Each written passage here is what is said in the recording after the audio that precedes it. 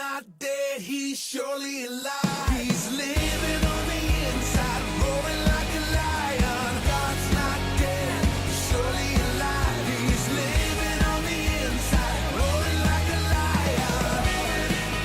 He's roaring like a lion.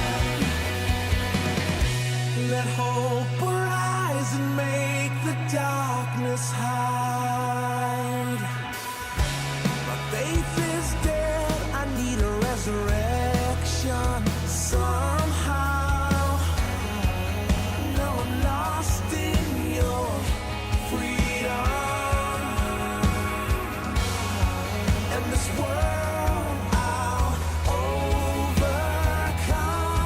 My God's not dead, he's surely alive. He's living on the inside, roaring like a lion. God's not dead, he's surely alive. He's living on the inside, roaring like a lion. He's roaring like a lion. He's roaring. Let heaven roar and fire fall. Come shake the ground with the sound of revival. Let heaven roar and fire fall. Come shake the ground with the sound of revival. Let heaven roar and fire fall. Come shake the ground with the sound of revival. God's not dead, he's surely alive. He's living on the inside, roaring like a lion. God's not dead, he's surely alive. He's living on the inside, roaring like a lion. God's not dead, he's surely alive. He's living on the inside, roaring like a lion. God's not dead, he's surely alive. He's living on the inside, roaring like a lion. He's roaring like a lion. He's roaring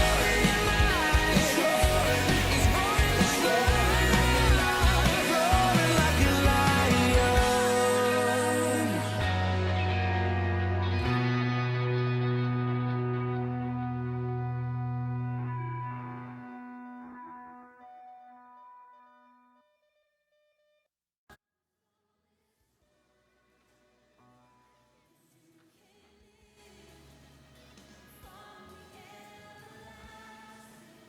Okay, 30 seconds.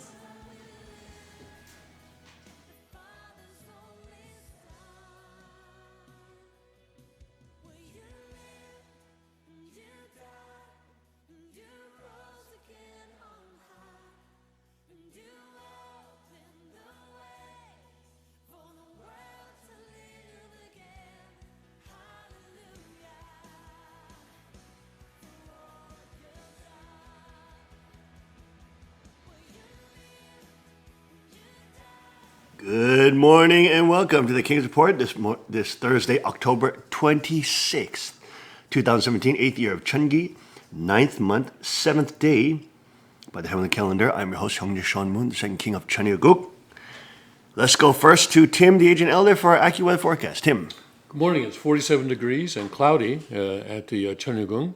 And today we're only going to get up to 58 degrees, so it's going to be quite a bit cooler. 58 degrees. As recently as last Saturday, we had a recorded high of 76. So that's a Sunday, I guess it was. So we are dropping about 19 or 20 degrees in the space of 5 days. So you have to watch out for our health. And then tonight it's going to be today it's going to be partly cloudy and maybe a shower passing through. Probably some rain sometime during the day, but mostly we'll have sunshine for most of the day. Tonight it's going to get down to 35 degrees and clear, and so wow, maybe 35 put on degrees? Yes, 35 degrees. 35 degrees. Yes, That's almost freezing, isn't it? that's almost freezing. Wow, I got to get out and sleep outside, man. That's a good day. That's a good day. Temperature's going to recover into the, high temperatures will recover into the 60s tomorrow and through the weekend. But it doesn't look like we're going to have anything more in the 70s until next spring. Praise God. Praise God. Finally, we're back into the 50s, 40s, and 30s. Yes, baby. Yes, yes, yes. Now the good times are coming for good training time. Winter is definitely coming. Yes, old man winter is coming, and we like it. We like it. We're not racist against old man winter. In the King's Report. All right, folks. Let's go to our Rima today. Wow, look at this amazing Rima. Listen to this. This is the subtitle. Okay, Ezekiel 24. Check this out. Symbol of the cooking pot. Symbol of the cooking pot. Wow, the cooking pot. I am a little hungry now, I have to admit. Oh my goodness, this is wonderful. Symbol of the cooking pot. Ezekiel 24. Listen to this. Again, in the 9th year, the 10th month, and the 10th day of the month. 10th month, on the 10th day of the month, okay. The word of the Lord came to me, saying, Son of man, write down the name of the day, this very day, the king of Babylon started his siege against Jerusalem, this very day. And utter a parable to the rebellious house, and say to them, Thus say the Lord. Here we go. Put on a pot, set it on, and also pour water into it. Gather pieces of meat in it, every good piece, the thigh and the shoulder. Fill it with choice cuts. Take the choice of the flock. Also pile fuel bones under it. Make it boil well. Wow, interesting. And let the cuts simmer in it. Therefore, thus saith the Lord, Lord our God, woe to the bloody city, to the pot whose scum is in it, and whose scum is not gone from it. Bring it out piece by piece, on which no lot has fallen, for her blood is in her midst. She set it on top of a rock. She did not pour it on the ground to cover it with dust, that it may raise up fury and take vengeance. I have set her blood on top of a rock, that it may not be covered. Therefore thus say the Lord God, woe to the bloody city. I too will make the pyre great. Heap on the wood, kindle the fire, cook the meat well, mix in the spices, and let the cuts be burned up. Then set the pot empty on the coals, that it may become hot, and its bronze may burn, that its filthiness may be melted in, that its scum may be consumed. She has grown weary with lies, and her great scum has not gone from her. Let her scum be in the fire. In your filthiness is lewdness, because I have cleansed you, and you are not cleansed. You will not be cleansed of your filthiness any more, till I have caused my fury to rest upon you. I, the Lord, have spoken it, it shall come to pass, and I will do it. I will not hold back, nor will I spare, nor will I relent. According to your ways and according to your deeds, they will judge you, saith the Lord. Wow. Wow, what an incredible chapter in Ezekiel. Of course, so many things here, talking about Babylon coming in and taking Jerusalem, but it's very interesting how God likens this to a pot. Actually, a bronze pot. Now, in the Bushcraft community, there's one guy, a corporal for the U.S. Marine Corps. I believe his website's called Corporal's Corner. Go ahead, look him up, Corporal's Corner. But he made a bronze pot. He made a bronze pot. He made a bronze knife as well. Yeah, he made a bronze knife, man, this guy. This dude made a bronze knife. And he tests it. Of course, the bronze is a lot softer than steel and different types of metals, and it's softer. I mean, his bronze knife was able to do some bushcraft tasks, but it basically started bending and rolling. There it is. Is that right? A bronze skillet. Yeah, go check out that bronze skillet. Look at that. He made a bronze skillet. And he shows that you can cook bacon and eggs in it quite easily. Quite easily. Okay. Corporal's Quarter, USMC. Here we go. There he is. That's where he's actually forming it in this bronze, look at that. I mean, look at that. That came out like cast iron. That's incredible. I mean, that's pretty awesome that he made that himself. He made the tulle. What's a tulle? What is a tulle? The framework? The framework for the framework. So you made the shape up for it. Oh, I see the mold. The molding, yeah, the mold, where he pours in that bronze liquid, and then gets that all made up. But it's interesting. My gosh, I was just saying to the Queen yesterday. I was just telling her, man, this whole week, I haven't been able to get outside for some reason. I haven't been able to do any bushcrafting training this whole freaking week. And it just feels like this week has been going down so fast and so jam-packed for some reason. Oh, we had so many guests, I think, this week. That's probably why. Not King's Report guests, other type of other guests that are here and some of that. And I was not able to get out. I would not even get out and make a boiling cup of water and tea. Okay. Feels like an eternity since I've been able to go out and do some axe work and things like that. Even though I did bushcraft on Friday with the kids, we had them training for them as well, and the Third King and Shinjun as well. But they are now traveling to Thailand, so everybody keep them in your prayers. All the young people, we prayed for them yesterday. They went during our training night yesterday. And everybody came down and laid hands on them and prayed for them before they leave. There's a whole bunch of young people that are going to Thailand. And then, of course, we'll be back in about 2 weeks. But pray for them that they may arrive safely and go and return safely. But very interesting, put on a pot, set it on, and also pour water into it. Gather pieces of meat in it, every good piece, the thigh and the shoulder, fill it with choice cuts. It's amazing. It just reminds me so much of bushcrafting and, the pot. The pot is actually one of the most precious accoutrements that you have, that a woodsman has, that a bushcrafter has. The pot, it's absolutely critical. One of the most traded items on the what do they call it? The frontier.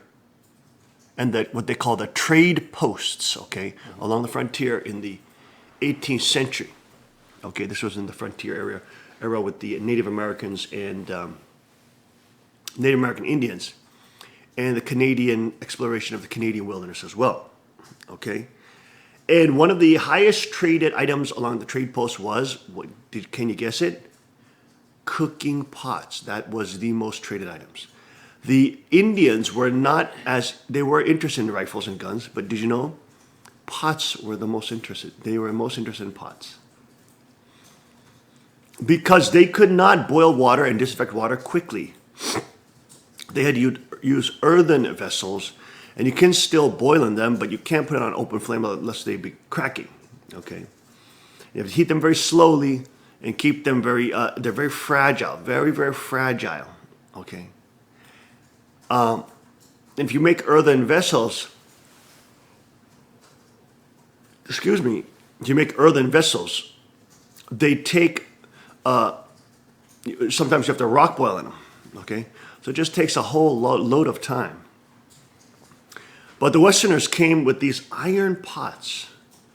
Some of them, were, they did use lead in some of them, in some of the canteens in the 18th century. But they had these iron pots, cast iron pots, and tin, what they called tin pots, right? Where they could actually boil water very quickly, disinfect water very quickly, things like that. Okay? And they were trading those along the trade posts, and the Native American Indians loved it. They loved it. They're like, what an incredible invention this is. A cooking pot. Now that's very interesting because God is likening Jerusalem to a cooking pot. So for God's perspective, it's a precious thing. Okay?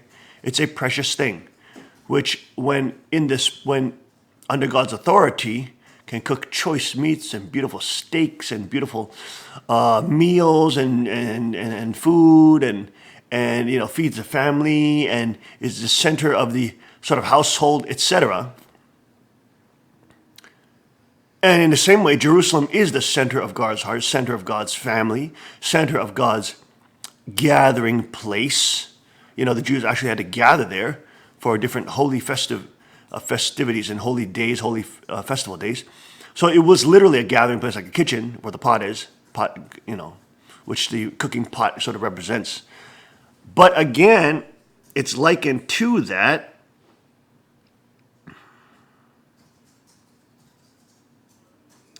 But then it's likened to a scummy cooking pot. Okay, a cooking pot which has been taken over by scum and bacteria. It's been molded. It's lost its. Look at that. Set it on top of a rock, and she did not pour it on the ground to cover it with dust. You see that? The scum and the scum of the choice meats and all that was not cleaned properly. Okay, so the pot was not maintained properly, and the pot was not cleaned properly, and so the scum developed on the bottom. She did not pour it on the ground to cover with dust. She did not get rid of the scum that was in there. And because she did not, then the bacteria grows, the fungus grows, all this stuff grows, the scumminess and all the nastiness, and then the pot sits there and becomes nasty. Do you see?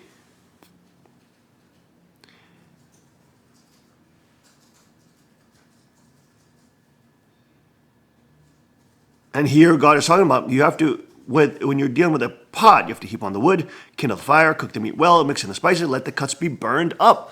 You have to clean this pot well after using.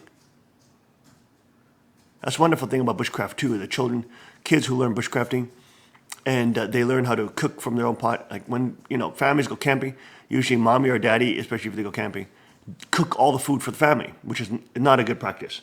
Sometimes, sure, you can do that, but it's better to have your kids have smaller individual pots and train them to cook food in their own pots and not do it for them. Huh? Always have to rag on the girls for this, though. Mommies always want to cook just big meals for everybody. I said, no, don't do that. Let the kids practice cooking their own food. Otherwise, you're disempowering them and just doing things for them, and they just come out. They think bushcrafting is camping. But when they do bushcrafting, they do their own training. They train to survive solo. They train to use their cooking pot. If they don't have a cooking pot, they train to make a cooking pot. Okay? Out of birch bark, pine bark, white pine, you can actually make a cooking pot in. You can make a rock-burned bowl in which you can cook food. If you have a woolen hat, you can actually cook food in a wool hat. If you have a garbage bag, you can use a garbage bag with a wool sweater or a wool blanket to boil water in. By making a depression in the ground, putting the water down so the garbage bag is in there, and so that will hold water, and then put the woolen material over that so the water will still be holding in there as you put the woolen material that will protect the thing. Line it with pine boughs, which will also add to the vitamin C content of the water. Pour the water in and boil the water with rocks that you've boiled in the fire, heated up, made burning, scalding hot in the fire. Just make sure you don't put river rocks in the fire, otherwise you'll have hand grenades that blow up in your fire and pierce your eyes out, because the water molecules in the wet river rocks will expand and explode the rock and shedding shrapnel into your eyes and literally blowing you up. So don't do that. use rocks always that are earthen and have been properly dried out. Okay, that's another thing. Anyways, the point is, these earthen vessels and having the children and young people trained to do things on themselves, by themselves, empowers them. Camping time is great, but you have to train your children to be able to be independently strong. Okay? To not be able to rely on you all the time, but to be independent. So this is what, for example, the military does to train its infantry and all its people. They make them, all the infantry and the army men, to use, their mess kits, their cooking kits. Nobody's going to be cooking for you. You got to learn how to cook. The military trains that into you. You got to be able to shoot. You got to be able to run. You got to be able to work as a team, but also you got to be able to take care of yourself. You got to be able to apply first aid for yourself and others, etc. And it's the same way. The kids have to learn those kind of practices too, because it makes them more independently powerful and empowered, which allows them to stand against evil and predators at a higher level. And not when a predator comes, they don't go, "Mommy, mommy, predator came." They're 20, 30, 40 years old. "Mommy, mommy, help me, a predator came." That's a freaking weakened child. That's a weakened person. Somebody who does not know how to do anything, does not know how to cook in a pot, does not know how to boil water, does not know how to start a fire, does not know how to do feather sticks or use an axe. They don't know how to do crap nowadays. It's ridiculous. But God is bringing joy to my heart today, because I can talk about a cooking pot and I can talk about bushcraft. It's so amazing. God is good. What can I say? I was just talking about it yesterday. I was telling the Queen yesterday, last night, we went to sleep so freaking late after training yesterday. Good training. It's we didn't have time to go out and do tactical cardio, so we did a lot of jujitsu and stuff like that.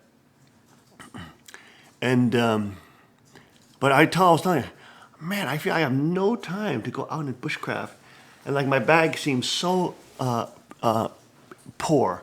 My bag seems so poor. I look at my bag and say, "Oh, you poor bag. You are not able to go outside this week." But of course, Friday is coming up. And thank God, thank you, Kuk Jinyoung, so much. Because Kuk Jinyoung is helping train me in hunting. Because that's one of my skills that I have not developed so well. I mean, I have hunted. I've caught deer before. I've caught a record black tail in Alaska. I'm in the record books actually for that season, the second largest in the whole season of Alaska. So quite a big blacktail, but it was not due to my hunting skills. Okay, that's the reality. I was just following around, and it happened to be one morning when we were crossing a stream, past a little bush out of that camp. That was a remote camp that we had to access by flying plane, and that was Hyunjung. He took me, but I was 17, 18 years old, something like that. And it was right there. It just sat right there, and I couldn't. All I saw it, and I put the crosshairs on it and pulled that trigger very slow, and boom, bagged that deer. It went maybe about 100 yards into the forest. I went in there, and then I had to gut it, and all that kind of thing. I just had a terrible experience because, Hyunjung is so verbally abusive. And it's so terrible to be around. I mean, he has a tremendous skill of just belittling people and just making them feel like crap. So, and I was so young, and I, worshipped him as a god. So, there. But anyways, I had such a horrible time. I wasn't like Kuk Jung, who's like a year in distance from him, and then he, they were hunting in Alaska, and he's ragging on him, belittling him all freaking day. It's not even like joking. He's just literally belittling you all day. It's tremendously cruel. But he has that skill, if you can say that's a skill. And Kuk Jung literally said, "Well, we're in the middle of Africa. You better shut up. I'm going to shoot you." Then he freaking shut his mouth and gave him a little bit of peace and a little bit of respect. But I did not do that because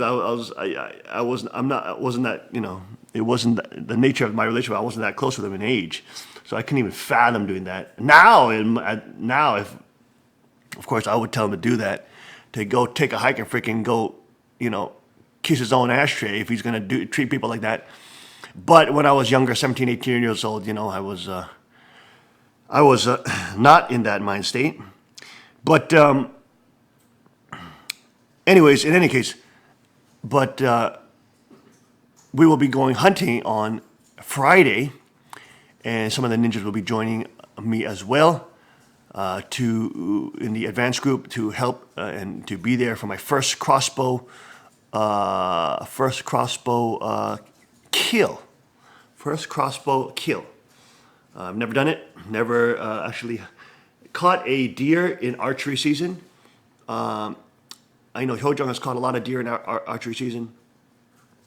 Things like that, but I have not.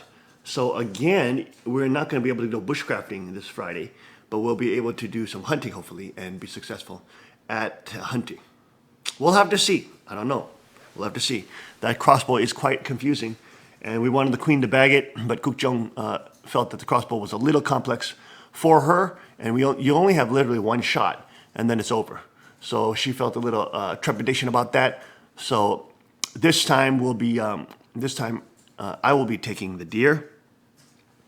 Hopefully they come. But the point is, God is so good. He's so good. He soothes your soul. He soothes your soul. It's not because I'm perfect or something, but I just feel God is soothing my soul this morning, allowing me to talk about the cooking pot and bushcraft. At least I can talk about it because, it's been such a busy, packed week, jam-packed week. The kids are going to Thailand and all this stuff. Anyways, it's been so jam-packed. And not have any time to go out and commune with God and spend time with God in His out of doors. But in this amazing scripture, we see that. We see bushcrafting. We see the metaphor of bushcraft. It's amazing. This could be a Bushcraft Channel's scripture, Ezekiel 24. This could be Save Monk Outdoors chapter, Ezekiel 24. I think Ezekiel also talks about, as well, this Ezekiel is also about sleeping outside in peace or something like that. There's Jason Hunt's, Pastor Jason Hunt, who's a bushcraft instructor as well. I believe his main scripture is Ezekiel, where he talks about sleeping outside. Something about sleeping outside. Very, very unknown scriptures. This is a very unknown scripture, Ezekiel 24. Wow, what an unknown scripture and a very interesting scripture. Look at this. In verse 5, take the choice of the flock when you put the choice meats and all in the pot, etc. Also pile fuel bones under it. Look at that. Make it boil well and let the cuts simmer in it. Now, is the Bible talking about putting fuel bones in the soup, of course, like the bone broth? Or is he talking about putting fuel bones under the pot and use them actually as fuel, like wood fuel? So I wonder what type of bones you can use as wood fuel. That's very interesting. I've never heard of that. That's very interesting. Take the choice of the flock, period. Also pile fuel bones under it. That's a very interesting section. Go to the King James Version. Let's take a look at verse 5. Go up and change it to the King James Version. That's the new King James Version we're looking at. We'll go to the King James Version. Okay, it should be right up there. There it is right there. All right, press search again. Now let's go to verse 5. Let's see what the King James Version says. It says, burn also the bones. Oh, I saw it. Burn also the bones under it and make it boil well. And let them seethe the bones of it therein. And let them seethe the bones of it therein. So it could be the bones are inside the soup, right? It could be the bones that are inside the soup and they're seething inside the soup. Maybe some of these smaller bones are put outside to use as fuel. So that's very interesting, isn't that? That is very interesting. That could be a bushcraft video right there. Biblical bushcraft video. Where you actually test whether or not you can use bones as fire fuel. Wow. That is so interesting, dude. That's such an interesting thing. I mean, what kind of bones would you toss under a fire? That's very interesting, isn't it? For something to burn, I think it has to have carbon. It has to be dry. Has to be dry, yeah. If you have all these bones are calcium.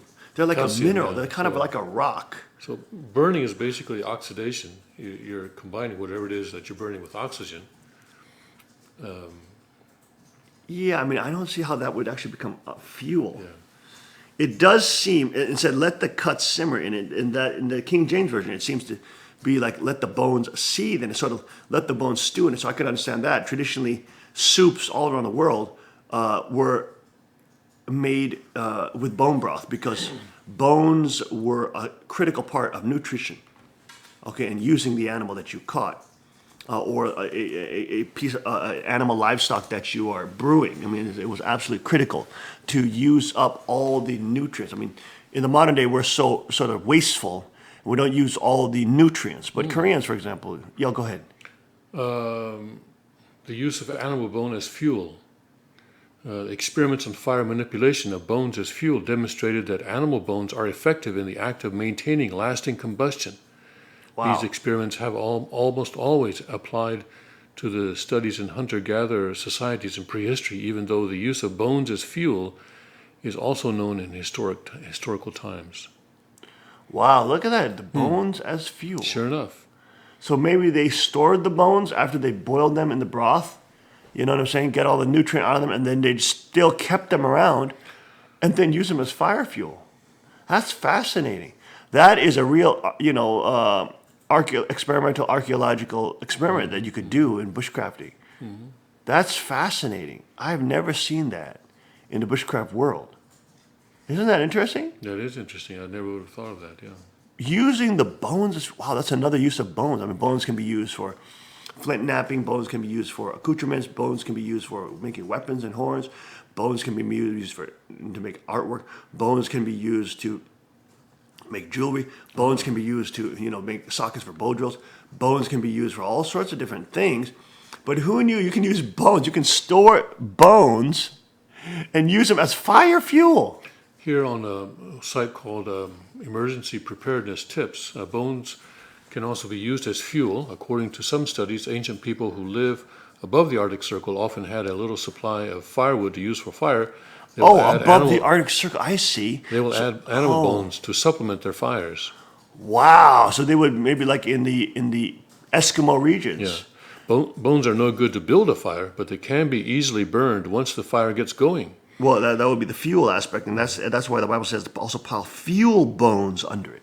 They're not good for kindling or for a tinder bundle. Obviously, they're not tinder, but they're actually good for fuel. You know what's interesting? If you use the back of your 90-degree bushcraft blade, your spine of the blade, as a spoke shave, to shave off powdery material from the bone. I wonder if that will actually combust as a tinder. That's so interesting. Or at least even if you have, or let's say if it won't combust as a tinder, if you have an open flame to it, will it become a small fuel source for the open flame? That is interesting. So then in that case, it could actually become some kind of kindling. If you had powdered bone. Mm-hmm. That's incredible. I've never heard. That is fantastically fascinating, okay? It's right there in the Bible. It's right there in the Bible. Look at that. The Bible also teaches you bushcraft techniques. I love it. God is good. He's like soothing my soul. You know what I'm saying? It's like I feel so healed right now because all of this bushcraft talk and getting outside and doing this wonderful bushcraft is quite different from hunting. Hunting is part of bushcraft and survival, but bushcraft many times is a lot slower. It's a lot slower. You're not stalking anything. You're already at the fireplace. You spend a lot of time near the fireplace. I'm checking out this whole cool line of hunting gear from Kuiu Ultralight Hunting Company. Awesome gear. But it's really like almost like Fjällräven trekking gear, but it's meant for the hunter that goes out like 20 miles into the wilderness. And I didn't even know this. Did you know that the pinnacle of hunting is the sheep goat, or the mountain sheep, mountain ram? That is the pinnacle of hunting. Did you know that? I didn't know that at all. I'm a neophyte hunter, so I didn't know that at all. I thought it was big game and lions and tigers and all that kind of stuff. But it's not. It's sheep. Mountain sheep are the pinnacle of hunting. Who knew? Isn't that interesting? Did you guys know that? That's fascinating, isn't it? You know why? Getting to the remote mountain sheep, or what they call the doll sheep, are so ridiculous. You have to trek like 30 miles. Like what we did in the Rocky Mountains, you have to do that just to trek in to the Yukon or like these very remote areas. Okay, you got to like trek in 20, 30 miles in. So you have to be in tip top. You have to basically be, if you already, we trekked 30 miles around the Rocky Mountains, but all we did is just walk around. You know what I'm saying? But this, you have to actually trek in 30 miles with normally about 67 pounds, 60 pounds of weight plus. And you have to get in there and you're spending 10 to 14 days or whatever on these long hunts. And then you got to go in there, remote areas, totally remote. You got to, hopefully there's some sheep there, mountain goat sheep there, like that, those kind of, yeah, those guys. Those are the ones, I guess they're white-headed, Dall mountain rams. Yeah, those guys. Those are the pinnacle. That's the pinnacle of hunting, apparently. Not because they're the harder to kill than any other animal, but they're just so remote. And the terrain is so dangerous. Like one guy died, one famous hunter died falling off a cliff because, the mountain goat live on stuff like that. You know what I'm saying? So it's like, whoa, holy shmita, I didn't know that. You got to trek into these really remote Yukon areas, get in there, and then you shoot one, and then you have to harvest it, process it, and then you have to carry it out, pack it out again, 20 miles out. I mean, that's crazy. That is intense, man. That's like definitely getting my attention, in terms of training up for that, even though my knee got really jacked up. Look at that. Look at how remote that landscape is. I mean, look at that. Look at where they live. You see how crazy that is? That's why in hunting, the pinnacle is actually Dall sheep. Can you believe that? That's shocking, isn't it? Because you would imagine it's like a lion or something, right? Or like, you would imagine it's some kind of rhinoceros or something massive. But it's not. Those things are actually easier to access. These guys are hard to access. I guess if you had a plane, you could fly in. I guess you could do that if you cheated. Helicopter, yeah. You could probably helicopter in. I guess you could. Maybe there's outfitters that actually helicopter you in. But if you just do a trek with them in, that's like a 10-day, 14-day trek. It's like $25,000 to $40,000 to make that trek with a professional guide. $40,000. I mean, that's how tremendous these type of hunts are. Did that guy shoot it with a? No way. With a rifle. Okay. Yeah, because he hit it with a rifle. You have to 600 yards. They set their rifles at. Basically, it's an average of about 600 yards rifle. But anyways, I'm looking at Kuiu ultralight hunting gear right now. Kuiu is Kuiu. Awesome company. Started by a ex-professional NFL athlete who is an awesome dude, and is making just incredible product. He's also many times on the Joe Rogan's show talking about hunting, because Joe Rogan he's a Brazilian Jiu-Jitsu black belt, but now he's into hunting. And also a friend of Donald Trump as well, this guy. Apparently he works for the Department of the Interior as well. Donald Trump appointed him as the Department of Interior, taking care of animals or something like that. But check out some of the clothing here. Go to the clothing.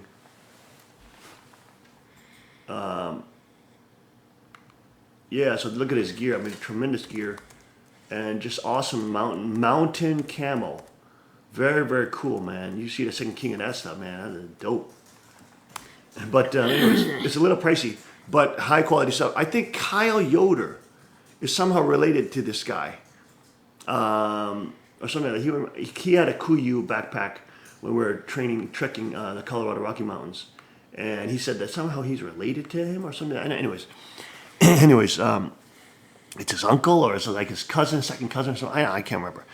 But a good dude out there who's making very high quality products there in the Kuiu brand. But man, these guys are intense, man. Look how remote the areas they're going into. You're talking about like trekkers on steroids. I mean, these guys are like trekking in, and then they're hunting, and then they're packing out sometimes over 100-pound bags with all the meat and the, oh my gosh, over 100-pound bags they're trekking out. I mean, they are tough dudes that has to go out and get these guys. Man, that's ridiculous. And I had no clue that is the pinnacle of hunting. That is fascinating to me. And if my knee can heal on the downhills, I would love to do that as a challenge. Because that is more badass than even trekking the Rocky Mountains, man. Going trekking into the Yukon or whatever they are, wherever they are at, northern country, and going after 20 miles in, 30 miles in, catching the animal, packing the animal out, had 100 pounds, and then packing that bad boy out. I mean, that would be a tremendous hunt. So hey, maybe Cook Chung can think about that one. Our bodies are really beat up, you know what I'm saying, and my body's really beat up because I do a lot of combat martial arts.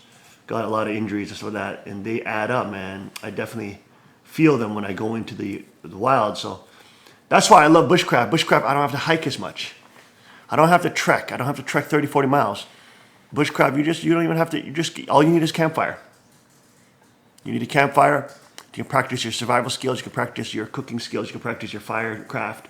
You can practice your primitive weaving and basket weaving. You can construct primitive shelters. Bushcraft is a little different. You know what I'm saying? It's not like this trekking hunting. And so their gear, the ultralight gear, is not made for bushcraft. You don't have wool material and stuff of that that you can boil in and stuff of that, you know, that you can get near fire in. But anyways, in any case, God is just healing my soul today by letting me at least talk about bushcrafting and the outdoors and wonderful things like that, because I have not had any time to train outdoors this week. Pray for us, because on Friday we'll be going for our hunt, folks. But what a tremendously interesting Ezekiel 24 cooking pot scripture. Cooking pot scripture. Hey, some of you may be using your cooking pot very, very soon as you head off in the morning to work. But if you do, remember, God talks about a cooking pot in Ezekiel 24. We'll be right back after this short break. What an interesting scripture. I was all but lost in the moment. I was young and running wide open. It was just another summer night. Had to be the last thing on my mind. When love broke through.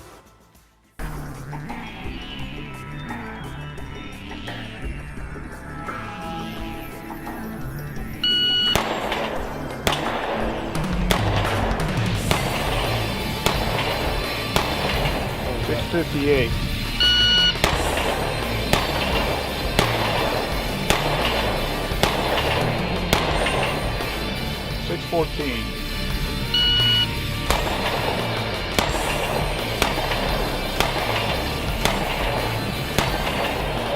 $6.46.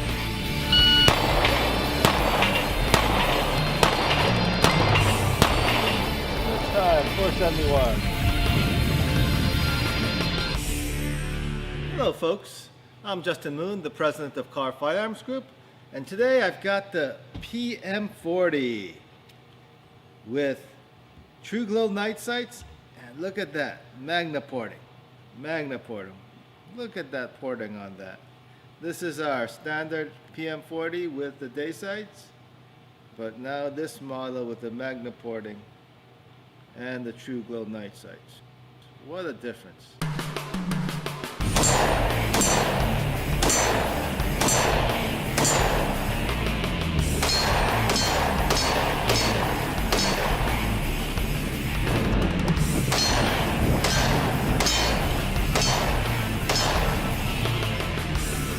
The 40 caliber PMs have a reputation for being quite a bit of a kicker. They do kick a lot. And so we put the Magna porting on these PM40s, and boy, what a difference does that make. It really makes this PM40 shoot a lot softer, reduces the muzzle flip, the recoil comes straight back into you, and becomes a very manageable pistol.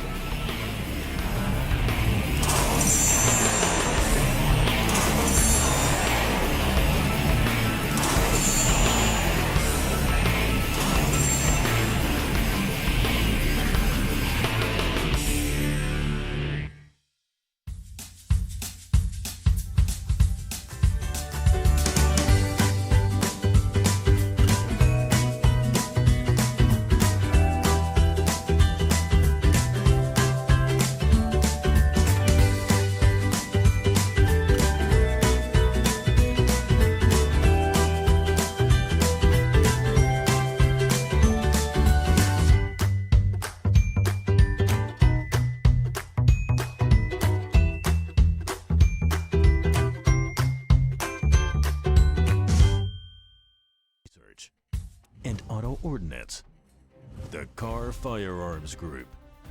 With a diverse product line that blends American craftsmanship with cutting-edge technology, it's no secret why gun enthusiasts choose Car Firearms Group.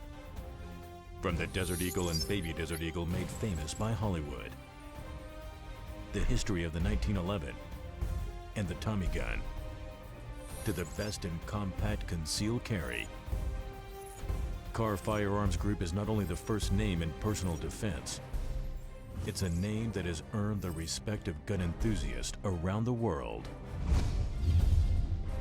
Concealment, innovative technology, value, accuracy, and history. Car Firearms Group. Made in the USA. Visit car.com today. Car Arms.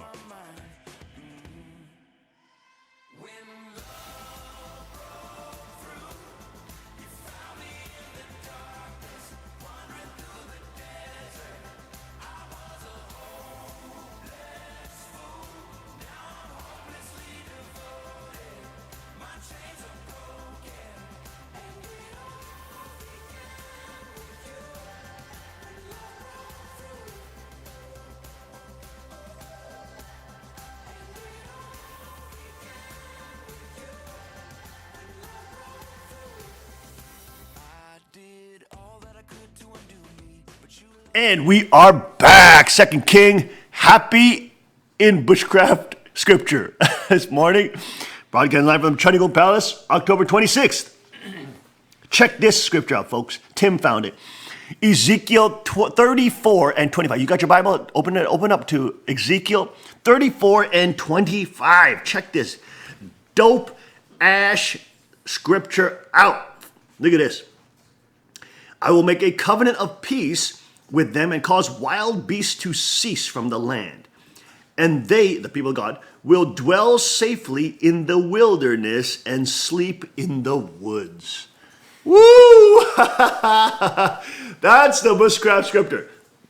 That is Pastor Jason Hunt, instructor in Pathfinder School and founder of Campcraft. That's his scripture, man. I love that scripture. That's amazing. You will dwell safely in the wilderness and sleep in the woods. Wow, wow, wow, wow. What a beautiful scripture, okay? Now, let's go to our headline news and have an important report about Thailand, to where the kids are going, the young people are going, with Tim, the agent elder. Tim. Turns out our kids are going to a funeral. Really? What happened there? The king's funeral. Remember, he died some time ago? Oh, he died. That's right. Yes. And when are they actually arriving? Thursday. Today it's late Thursday today, right now in Thailand, and Thursday they had a funeral for their late king. Amid beating drums, the whistle of an ancient flute, and an artillery salute, Thailand began a lavish and elaborate ceremony on Thursday, steeped in ancient rites for the funeral and cremation of revered late King Bhumibol Adulyadej.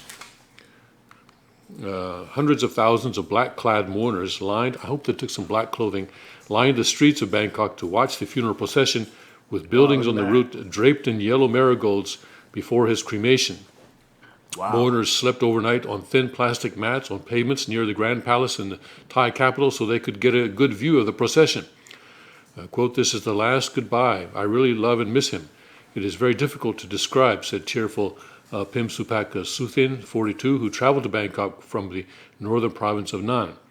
King Bhumibol, also known as King Rama IX, died last October, aged 88, after ruling for 7 decades.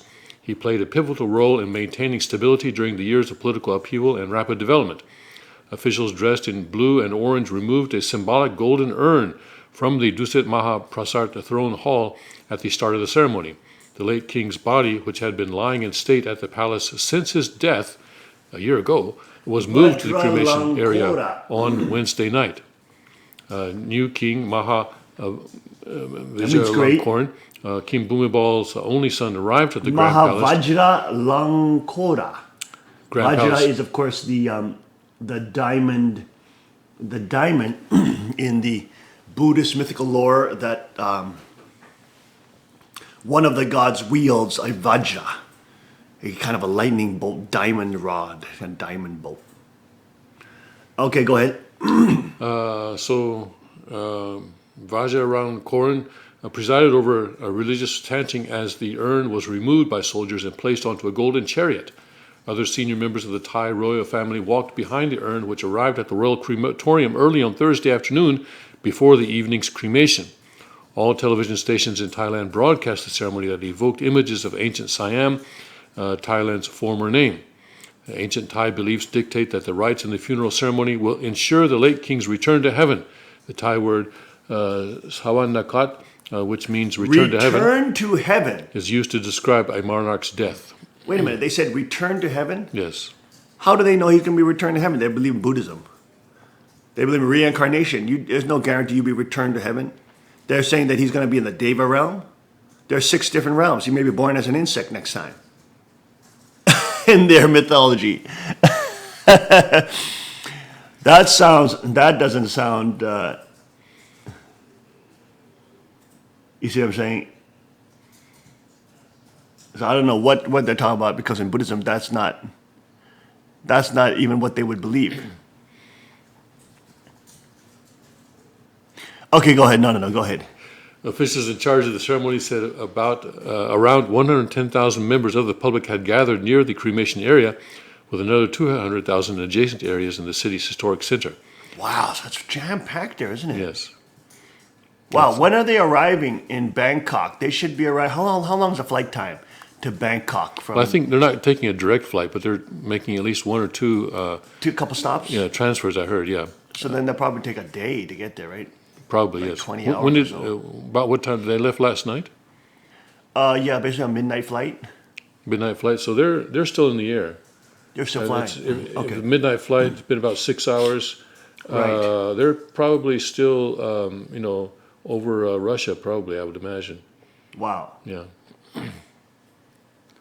Fascinating. Look at those little Thai royals. Look at them. Look at them. Zoom in on them. I can't see them so well. Zoom in on them. Look at those little Thai royals. Boy, it's so. That's the one thing that all the kings and queens of China have to realize, that once you have a dynasty and you have a kingdom and stuff like that, raising your kids is really raising them in that kind of luxury and wealth can really make them demonic. So it is important to get them to do PPP military, where they get down and dirty, get in the mud, get in the dirt, you know what I'm saying? Train with other people and other citizens, get beat up and stuff like that. That's so healthy. You know what I'm saying? Like right now, now all my children are now training with us. Even now to my baby boy, 11-year-old Dukduk, but also Shinjun is training, and of course he'll have to be the third king at some point. But he's training now, and he's getting beat up by the bigger kids, and you know what I mean? He's training with the normal kids. And this is a really important thing. Really important thing. Really, really important for him to get that kind of training. He gets beat up, he gets transformed, you know what I mean? And he gets a reality check about himself. You know? There are some other kids that haven't trained a lot, and then they came out training, they got their ashtray just wiped, and they were just sitting in a corner crying. But again, that's another wonderful breakthrough moment for people, that they actually, get broken down, break out of delusion, get broken down, and they cry a little bit, but then, they get tougher through that. But young kids, very often, very frequent, they cry because they've never been dominated like that in their life. I mean, and you can't get good quickly in Brazilian Jiu-Jitsu, MMA, things like that. It takes time, so you have to, it's not like Hollywood promises you. And so it forces the kids to be patient, to work hard, have endurance, perseverance, etc. And it forces them to break out of delusion because they get the ashtray handed to them every time.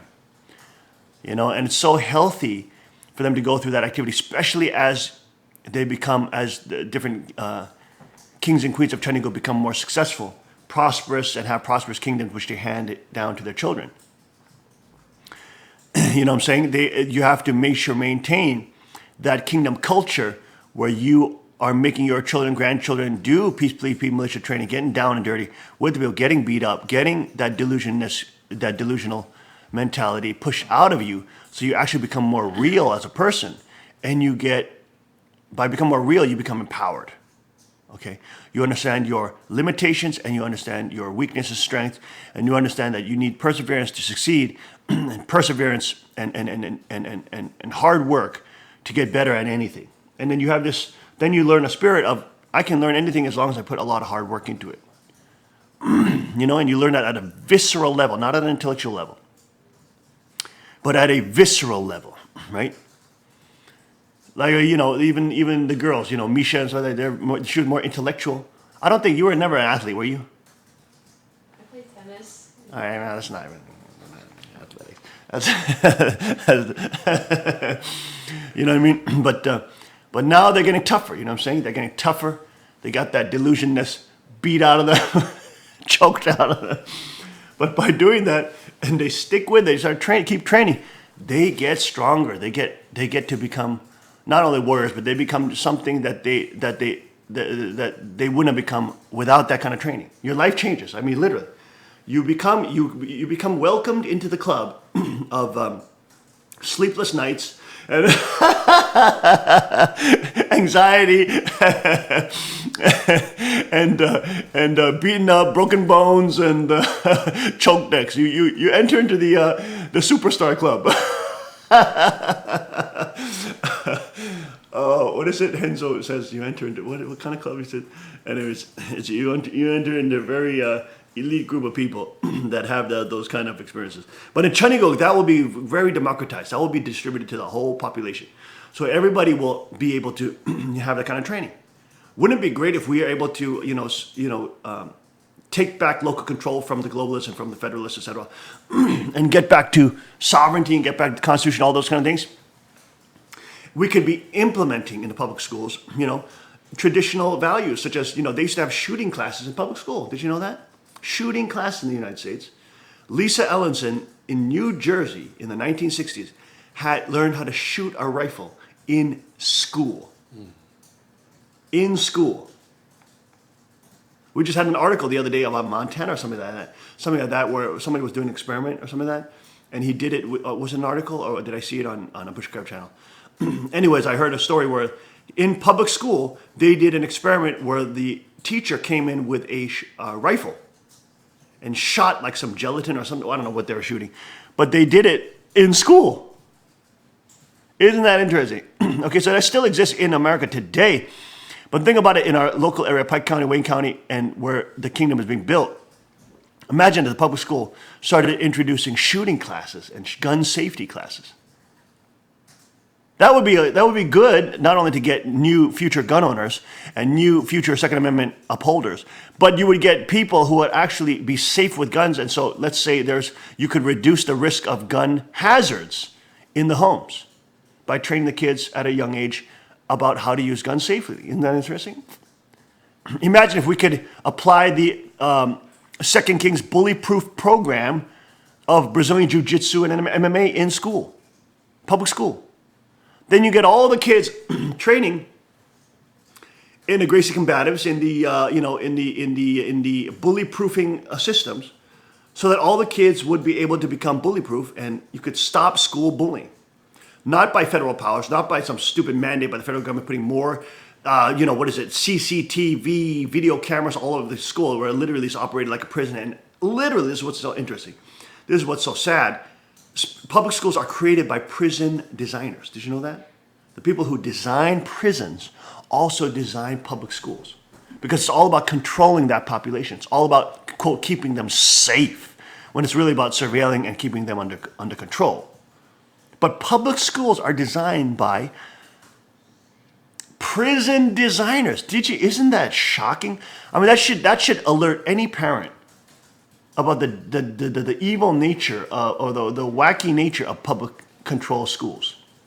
But imagine if we could get local control in our public schools, we could be able to kick out Common Core and bring in shooting classes, bring in bushcraft survival classes, outdoor classes. We could bring in self-defense and martial arts classes. Man, think about that. Think about the population of strong young boys and girls that would be empowered and be able to unlock their epigenetics and become real citizens that would become sovereign and protectors of the land. And guess what? People who do these kind of arts, okay, seriously, and they do them a long time, they're usually, I'm not saying all the time, but usually they're more conservative. It's like probably like 90%.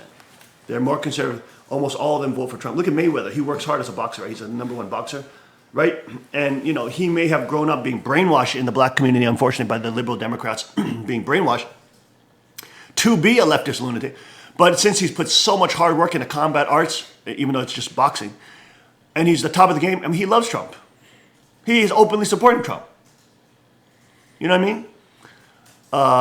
Unlike the stupid NFL athletes who are just totally brainwashed, like brainwashed multimillionaires just complaining about America. It's so sad to see that. But of course, not all of them are doing that. A lot of them are fighting back and saying, "No, I'm gonna stand for the anthem." And now those who are kneeling for the anthem because there's so much backlash from the crowds, now they have to stand. Now they're basically being vetted out, and they're laughed at because they're freaking making a mockery of themselves. They thought they're on some social justice warrior crusade.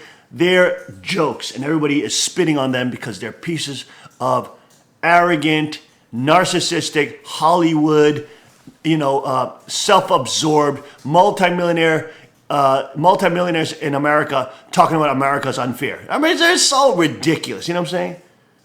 And that's why the NFL is like down by half viewership. It's just collapsing because people should just spit on the NFL because they're just so absurd allowing that to happen. So ridiculous. You say, okay, you have freedom of speech to do that. You have freedom to do that. Sure, but you'll be fired if you do it. If you do it, you're not going to play for this team. This is a private team, and we're going to honor the national anthem where veterans come back in caskets wrapped in an American flag. That's what it represents. They're going out to fight for that flag. That's the flag that allows you to have your multi-million-dollar stupid little contract. So if you don't want to honor that flag, get the hell out of here. That's what they should do to these little punks.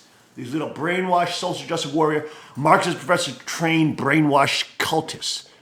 It's ridiculous. I mean, that is sad. And the NFL literally being taken over by the Homeland Security, Department of Security. That is an open thing. The Defense Department, I'm sorry. NFL works with the Defense Department to promote propaganda through its viewership. Can you believe that? In the Obama administration, you had the Secretary of Defense come out in NFL games talking about it. I mean, this is how ridiculous it is. They take over anything. It's like bread and circus. They take over everything. Everything in order to brainwash the public. And they're getting alpha males. A lot of these NFL people are very alpha male-like. But they're even getting these guys because their organization is sold out to the Archangel. They're pressuring these guys to basically be brainwashed archangels. And they're thinking by kneeling, they're going to get kudos and benefits from the archangelic organization, NFL, that's been sold out to the globalists and to the CIA and intelligence agencies, etc., to be used as a propaganda, entertainment, bread and circus machine and weaponized media against the population. But there are still honest conservative people in the NFL who are honest people, like who are still some of the good owners that actually own private teams in the NFL who don't like that. And they say, screw that. I'm going to stand in the national anthem and all my players better stand or you're fired. And that's a good thing. That's a very good thing.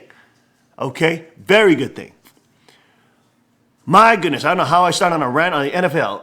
How did I get onto the NFL, Tim? Oh, I'm talking about combat sports and some of that. Think about it.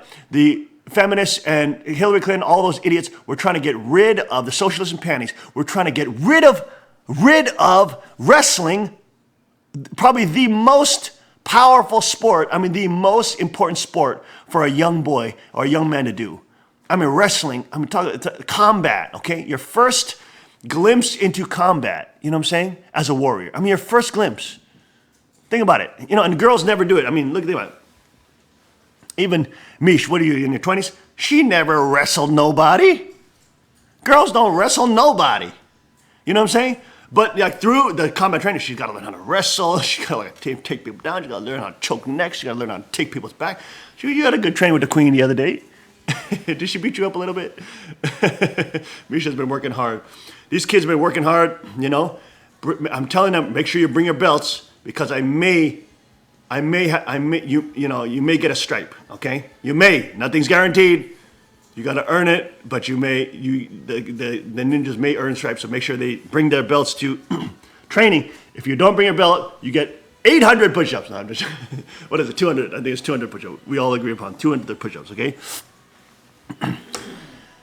So, but anyways, through these arts, you unlock these incredible abilities. Your life changes. Literally, your life changes. Okay, your life changes. Your brain changes. You create totally new neural pathways. You become somebody that you're totally. If you hadn't done that, you would become somebody else. You become a weak, sort of blaming, sort of making excuses. You just become like. But when you do this, like, something changes. Your epigenetics, your hormones change. Your endorphins start building. Your adrenaline starts pumping through your veins.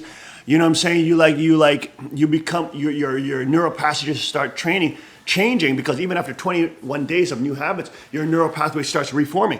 And think about it, in these kind of combat arts, you got to train for like years and years and years. You're literally rewiring your brain.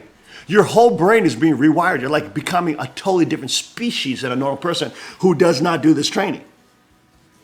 You see what I'm saying? You get hyper focused on what works. You don't want to waste time on crap that is fake.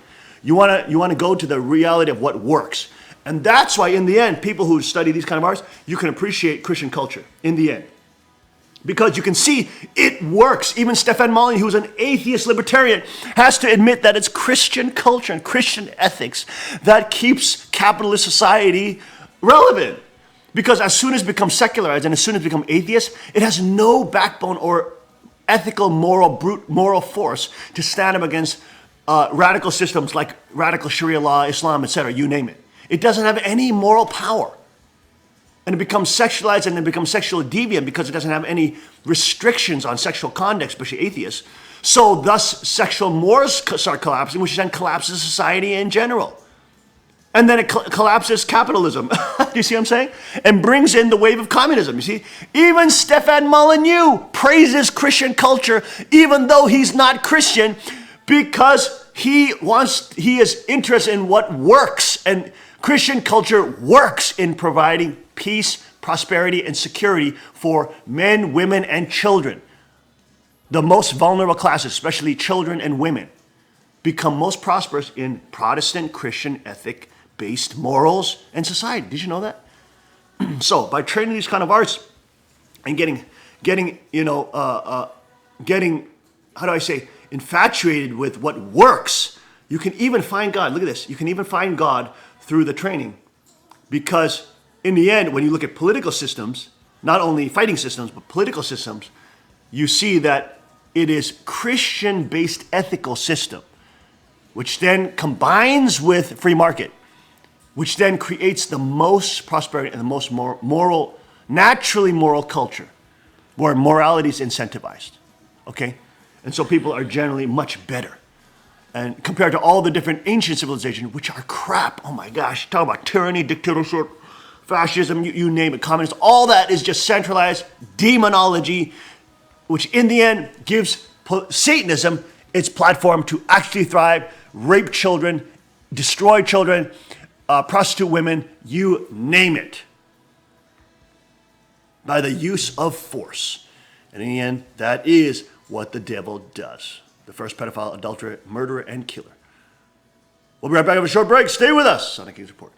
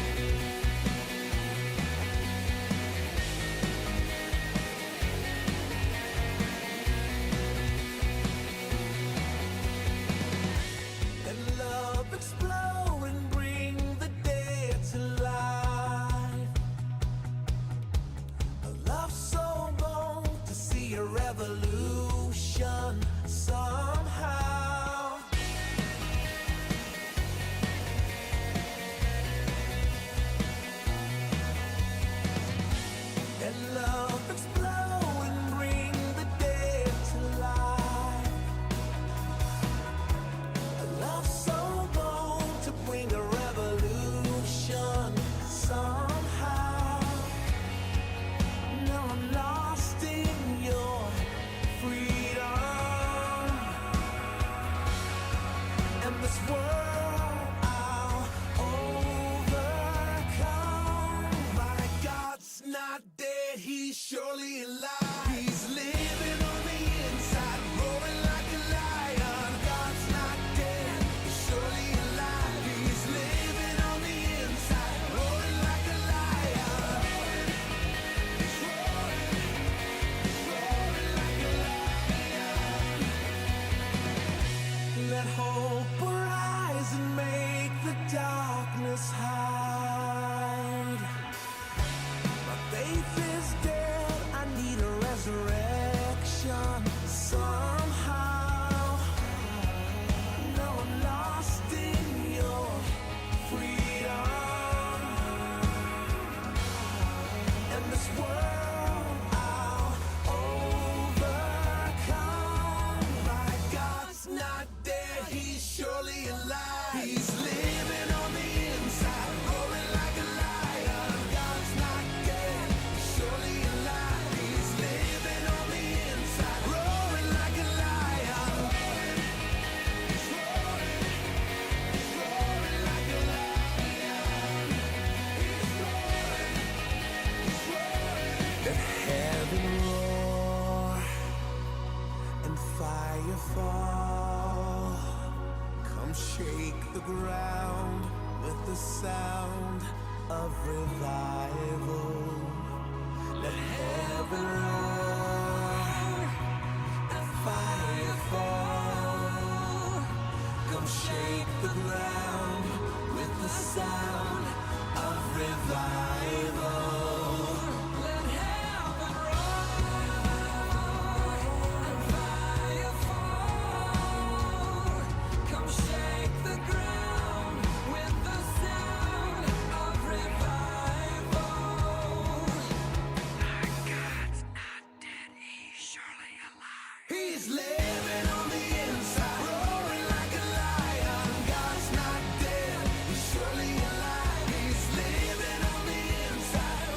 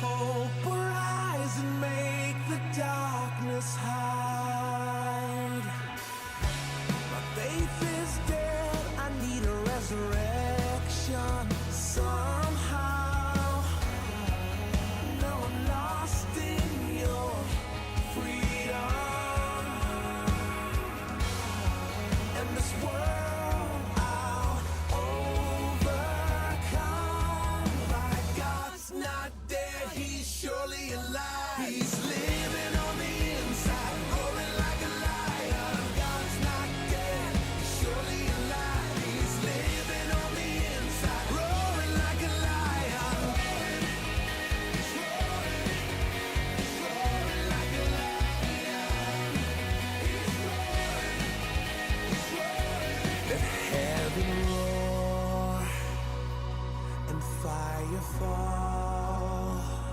Come shake the ground with the sound of revival. Let heaven roar and fire fall. Come shake the ground with the sound of revival.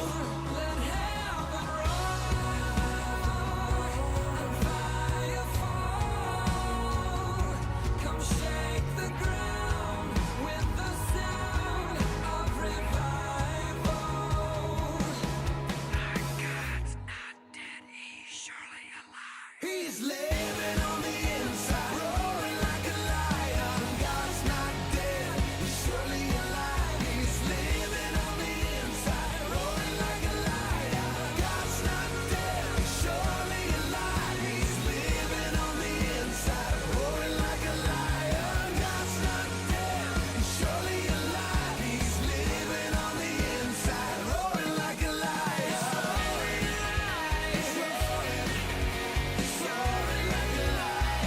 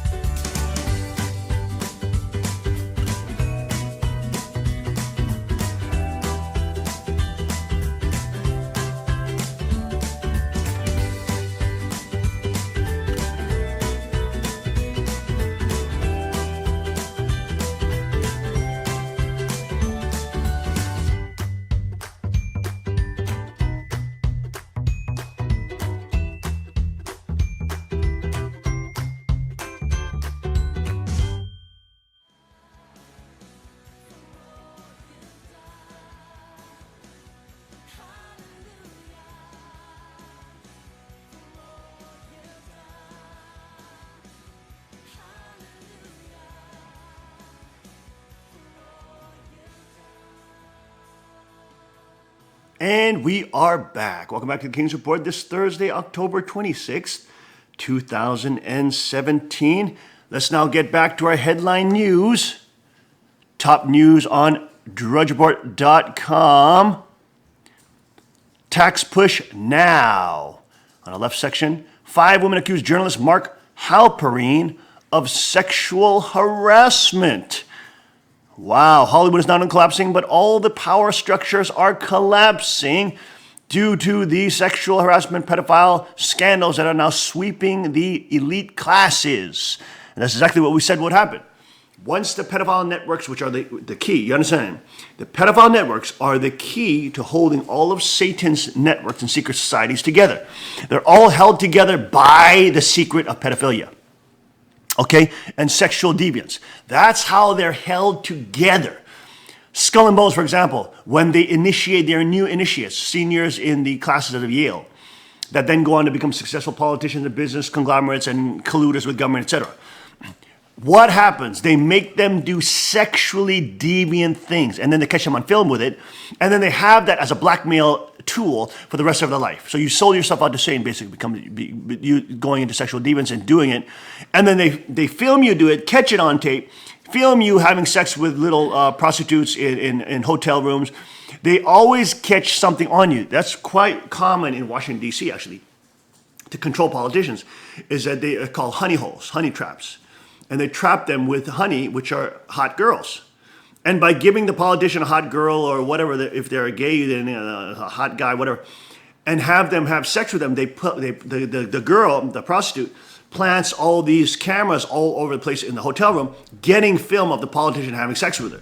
Then they can use that, the guys who want to use that, they can use that as blackmail. So if that politician doesn't want to do the bidding of the bankers and the Bilderberg Group, what do you name it, George Soros, then they say, oh, Senator, you know, in your file, we just happened to come across this. Let's play that for him. Oh, and there he is banging a girl. And his image is a conservative, family man. All right? And there they got him on film having sex with a hoe.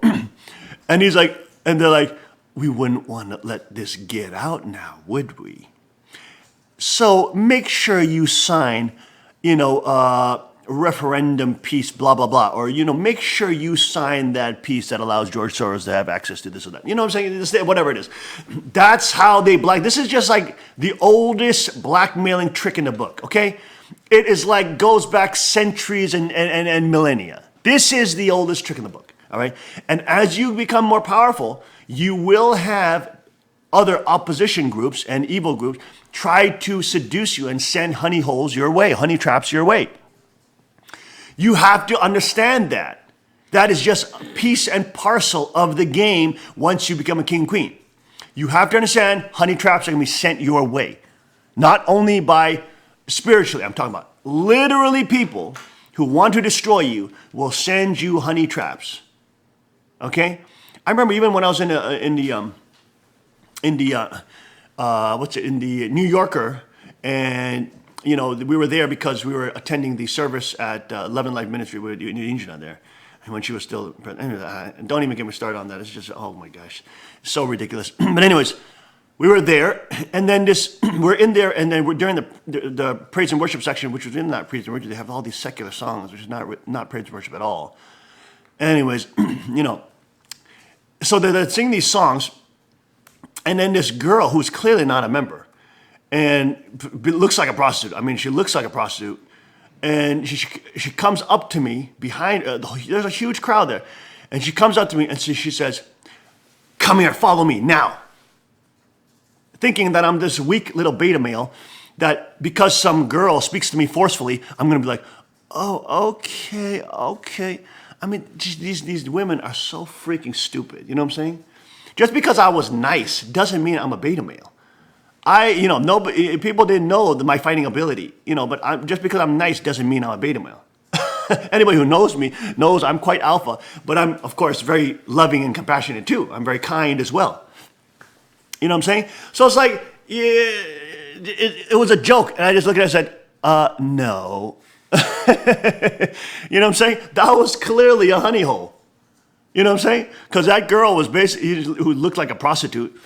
If I followed her, she would just basically try to rape me, which would be so stupid. And so if you're that weak, if you've never really unlocked your epigenetics, okay, and you're just, because somebody speaks to you forcefully, you will just go along with it. Well, you're going to fall into a honey hole.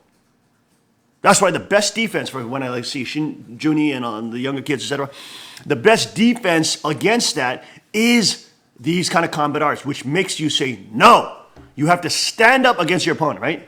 You literally have to fight your opponent, right? So you learn how to fight against an opponent in real life, which then rewires your brain to say, oh no, sometimes I have to fight against something. You know what I mean? Instead of being mush-mashed into this liberal lunacy cult, which tells you, oh, it's just peace and love, no fighting, peace and love. Oh, fighting's so bad.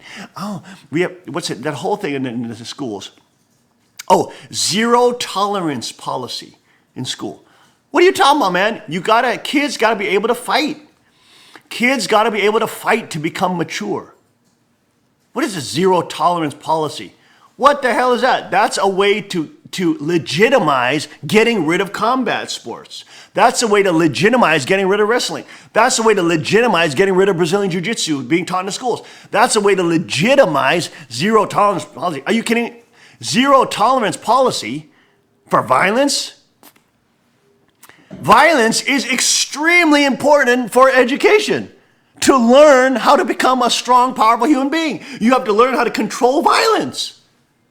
Because that's what the centralized powers always want. They want monopoly on violence. So good people need to be able to have the power of violence and force so that when the predators try to use violence and force, they will be stopped and somebody will stand up against them. Do you see what I'm saying? I mean, hello, this is ridiculous, all right? But you have this, and this whole combine of this propaganda, brainwashing, cult education seeks to make kids completely passive, completely docile, meanwhile putting fluoride in the water, calcifying their pineal glands, and reducing their IQ by at least 10 points. That's a Harvard study, by the way. Go ahead and pull that Harvard study up. Fluoride reducing IQ by 10 points on average, 10 to 15 points on average. You are talking about scientifically proven things, and still the federal government puts this stuff into the water so that the children become more docile. Hello, Hitler put it in the water in his concentration camps. That should give you an alert sign to say, oh, maybe my children should not be drinking water, the same type of water that Hitler used in his concentration camps to make people docile and cut off their spiritual compass and spiritual center for religious experience. Namely the pineal gland, which is literally a crystal. It's a mineral crystal in the basically the center of your brain, which allows you to experience. Look at that. Harvard study confirms fluoride reduces children's IQ. See that? I'm not making this stuff up to sound like a conspiracy theorist. This is proven fact, you stupid tinfoil wearing skeptics. Look at that. That's a Harvard study, you bum. I am a Harvard graduate. I am a Harvard graduate citing a Harvard study. How do you like that, Tim? I like that, Tim. Do you understand? This ain't no joke, man. I'm telling you. And you got all these young kids who are made to be docile. Whereas human beings, we've never made to be docile. We've always made to be powerful. We've always been made to be able to catch lions, tigers, and bears. We've been always made to unlock our epigenetics. Those are called traditional rites of passage, which have been stolen away. And then we begin giving crazy rites of passage given to us by the social controllers and architects, who then want to control and surveil everything and create a literal Big Brother picture of 1984 on top of you, giving you wacky rites of passage, hypersexualizing at an early age, making transgenders hypersexualize young children at 5 years old in public libraries under Michelle Obama. I mean, this is ridiculous. They're giving these children bad rites of passage so they become evil and become psychotic and psychologically damaged, instead of becoming powerful and alpha, so that when the alpha predators come, they will get destroyed and stomped on. See, that's what the predator class does not want people to be. But imagine in the public schools, if you were able to train the kids in Brazilian Jiu-Jitsu, in MMA, in boxing, in shooting. I mean, think in wrestling. I mean, you know, the girls would have to wrestle too. Think how strong they would be. Think how level-headed they would become. You know what I'm saying? If you don't do that, even boys, you know, when they start training, they cry, they break down. You know, you have to learn how to control your emotions, because it's so mentally taxing sometimes, because you're getting beat up, and you just feel like you never can win. And no matter how good you think you're getting, you still get beat up. You know, and that happens to you over the course of years and years and years. Well, you become a different person. You don't over obsess about losing. You know what I'm saying? At the higher level, when you get purple, brown, black, well, you know, your purple belts can tap black belts. You know, because the techniques are so dangerous at that level. If the black belt got caught in a purple belt's technique, you got to tap, you know. Well, you know, when I was capturing Master Jojo a lot in the leg locks that he knows I love, and he loves them now, and, you know, he says to me, you know, I help improve his game because I do tons of leg locks, especially the higher level guys. And, you know, when I capture him in a leg lock, if you don't tap, I was going to snap. Something's going to snap. You know what I'm saying? Is just something's gonna go. So he knows that, and that's why even though I was a pro belt, he said, "You're not a pro belt. I got to promote you to brown because you know." You know, and at that level, you have to so he's a black belt for many years, but here I am, I'm a purple belt, and I'm getting him this very you know, in holds and in submission techniques, which he knows if he doesn't tap, his leg's gonna snap off. So he taps. You see what I'm saying? But he's been doing it for so long, he doesn't get a stink about it. You know what I mean? He doesn't like get, oh, I got tapped by a purple belt, and so I'm devastated and I never want to train again. You know what I'm saying? He's not weak like that. He says, damn, man, that was a good catch. And then, of course, he'll go hard on me the next time and try to beat my ass. And then he goes, get back on me a little bit. You know, and then he'll choke my neck out a lot, and then some of that. But you don't get your ego involved when you lose. And that's really important because in life you lose sometimes. You can't win them all. Sometimes you lose, but you don't get your ego involved and you learn how to get over it. You know what I'm saying? You get stronger. These kind of arts really make you a different person. We were just talking to the break with the girls here and the queen. You know, testosterone production helps burn fat. Estrogen production helps store fat. So that's why women store fat better than men, because they have more estrogen that's released in the body. And of course, they have more body fat, they have breasts, and they have larger hips and some of that for babies. And so they just hold more fat, okay? That's natural, that's fine. And of course, that's what we love about women. You know, men, that's the husbands, we love that about our wives. You are different from men, okay? And that's why we're always chasing you. But the point is, but when you train these kind of arts, since you have to fight against something, your body has to produce more adrenaline, then that stimulates production of testosterone, and testosterone then makes you stronger. It literally makes you stronger. So when you're activating your hormonal and what is it, endocrine system, which is producing hormones, you are stimulating testosterone production. Your body physiologically, hormonally is changing because now you have a higher level of testosterone production, higher level of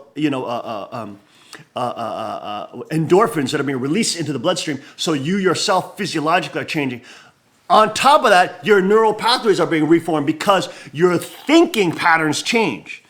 You don't think in a fantasy manner. You think in terms of practicality. What will work, what will not work. You're not thinking like in terms of Tai Chi Chuan, and you're imagining that, oh yes, when an opponent attacks me, I'll go,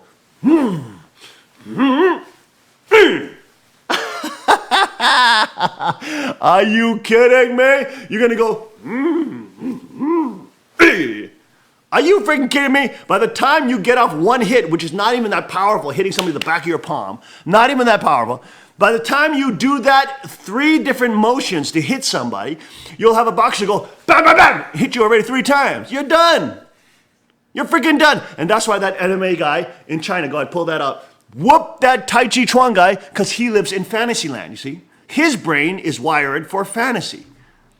That's why kids playing video games become weaker, because their brains become wired for fantasy. That's why girls who watch Korean dramas and these stupid romance dramas become weak and pathetic, because their brains become wired for tragedy and drama instead of realism. You see what I'm saying? It changes your neural pathways. Go ahead. You see, so those who are in these fake martial arts where they're like literally a cult, and they're thinking just fantastically, in a fantasy land way. Look at this guy, MMA fighter, just gonna destroy this Tai Chi Chuan guy, just with boxing. He didn't even have to throw a kick, and he's done. Okay, and he's done. He just get ground upon, and he's done. I mean, he just hadn't come in. That's reality check for you. That's a reality check for you, right? Right. But think about it. Before you train, if you're a Peace Ninja training, before you train, you thought Tai Chi could actually work, or you may have. In fact, you may have been to a point where you wanted it so to believe that those kind of fantastical martial arts would work. But they're bull shish kebab. They're totally fake. They don't work. They're not made in the crucible of testing, the crucible of real combat. They're not made in reality. They're made in fantasy land in people's minds. You see? And that's why real science is starting to confirm the existence of God, not how the atheists used to make fun of Christianity, saying, oh, you're making fantasies in your mind. You're just as mythological as the Greeks, or this is Zeus. Nobody believes in Zeus. Why would I believe in Jesus as God? You see what I'm saying? They're all doing this kind of crap. But now, being tested by the crucible of science, even now scientists, 25% now believe in God, in theism. Okay, and Tim has an article right now he was talking about during the break where science is proving or showing that It's impossible for this universe to exist without another thing holding it together. Go ahead, Tim. You want to cover that? Yes, this is an article in the New York Post this morning. It says that our existence is one giant unexplainable head scratch.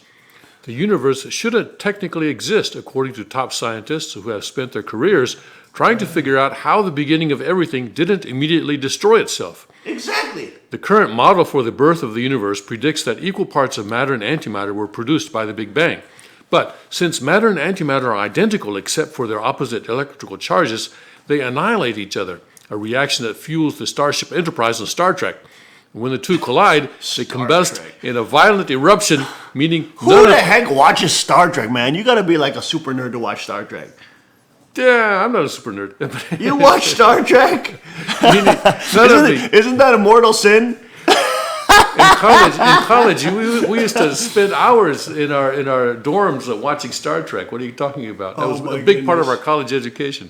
Oh, but my anyway, gosh. when the two collide, they combust in is violent why- eruption, meaning none of This is why anything should be here we today. need peace police and peace militia training.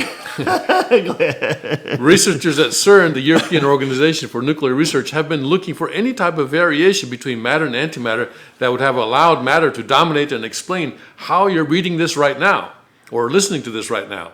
You for see that? matter. I mean, and that's that's basically an apologetics. That's like the fine-tuning argument. The fine-tuning argument shows that how all the constants in the universe that are totally arbitrary, they don't have to be such. They can be made at different constants and different numbers. For example, the weight of the electron, the weight of the proton, the mass of an electron, the mass of a proton. You're talking about the weak force. You're talking about atomic weak force or the gravitational force. All these things can be set at different dials, but if they were, the whole universe would be collapsing. Okay, so they're set at precise arbitrary values that had to be precise. And not only you have one, but you have exponential improbability because you have not only one factor, but you have multiple on top of each other factors that just compound exponentially in terms of probability. So probability wise, it's more likely that we're living in a computer program. That's by Elon Musk says. Probability wise, it's much more likely that we live in a computer program rather than this is actually a reality of existence. So now they're saying, which a computer program is made by a mind, made by a programmer, made by somebody who has logic and somebody who has rationale and somebody who can program things and architect things to actually make sense.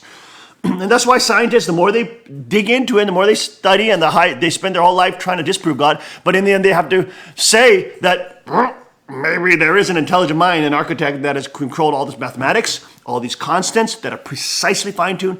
All these things have to have been created by some type of intelligent mind.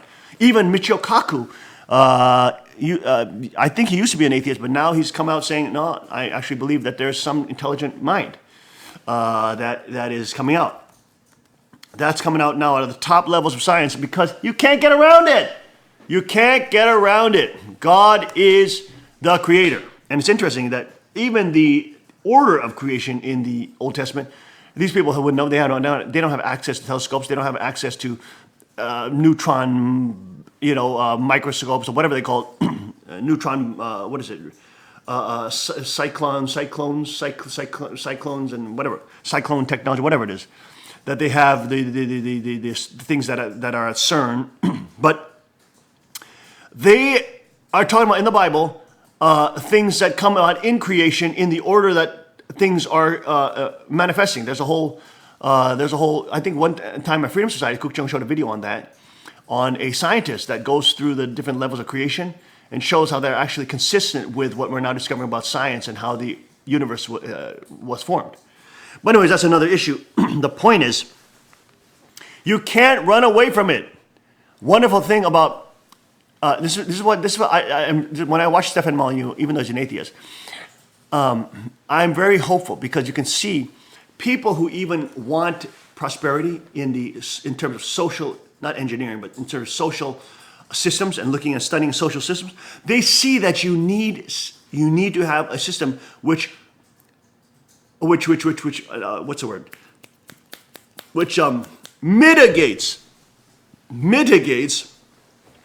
the damaging effects of sexual deviance. Okay, because that influences society as a whole. It influences how commerce is created. It influences people, and it influences how they actually participate in society.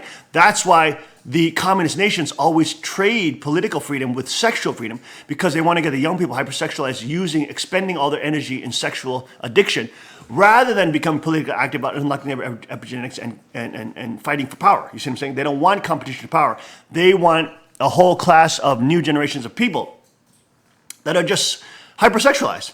And when they're hypersexualized, they don't have the energy, the stamina or the energy to be socially powerful, socially active, especially stand up against an establishment, right?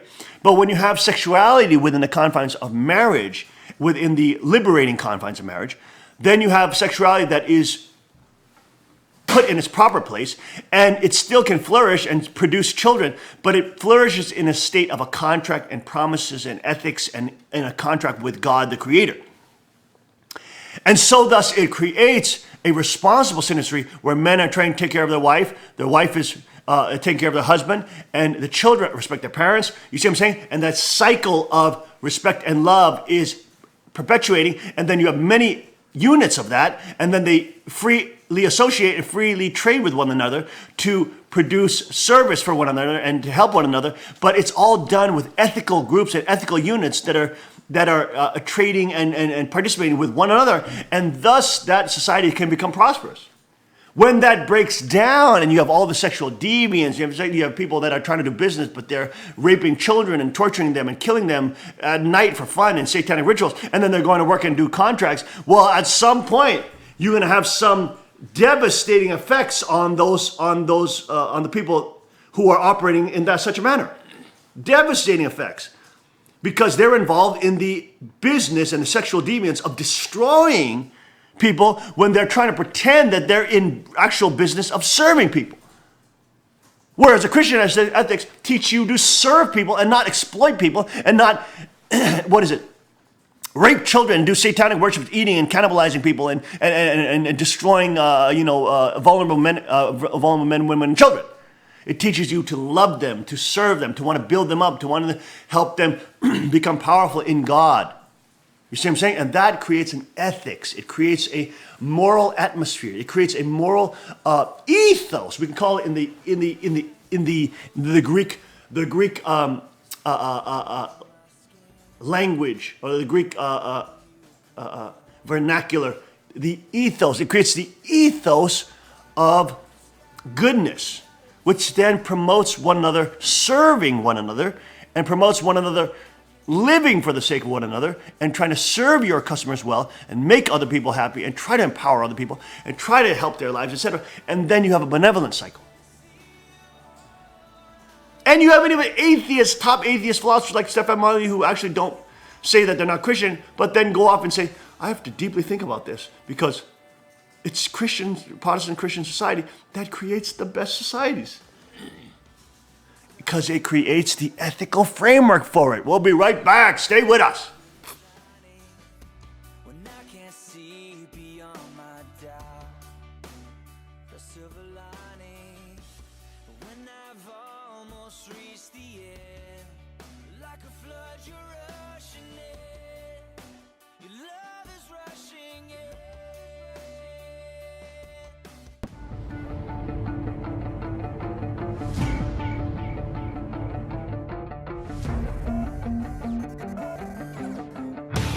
I'm down here at the range today. I just learned a new technique from the father of the .44 Magnum, Elmer Keith, which is called shooting out of the notch, which allows you to make really long distance shots and still have an extremely precise sight picture. So I brought my CW9 car down, and with this little gun, we're gonna shoot this little munchkin at 200 yards up in the hills, applying this technique, and hopefully we'll make the shot.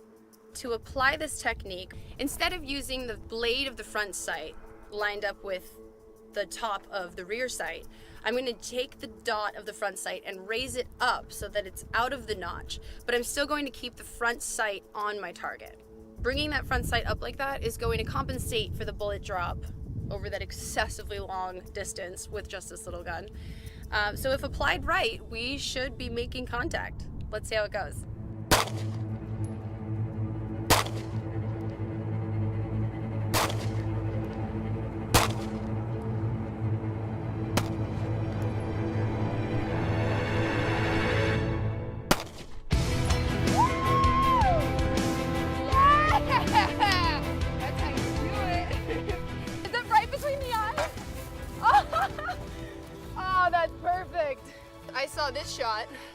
out of breath because you gotta run to make sure that is what I thought it was, and it was.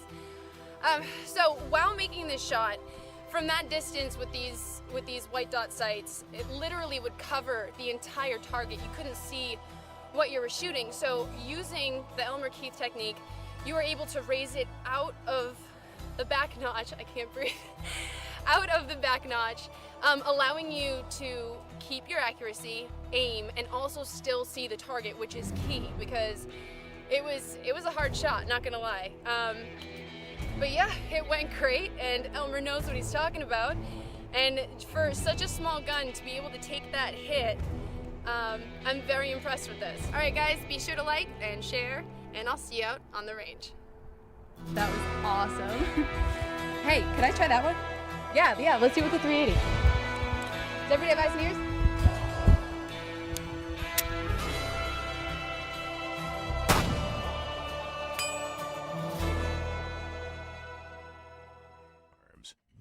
Magnum Research, and Auto Ordnance. The Car Firearms Group, with a diverse product line that blends American craftsmanship with cutting-edge technology.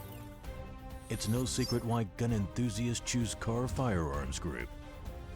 From the Desert Eagle and Baby Desert Eagle made famous by Hollywood, the history of the 1911 and the Tommy gun, to the best in compact concealed carry.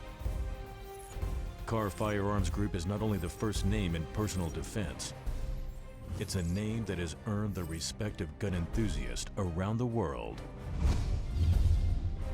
Concealment, innovative technology, value, accuracy, and history. Car Firearms Group. Made in the USA. Visit car.com today.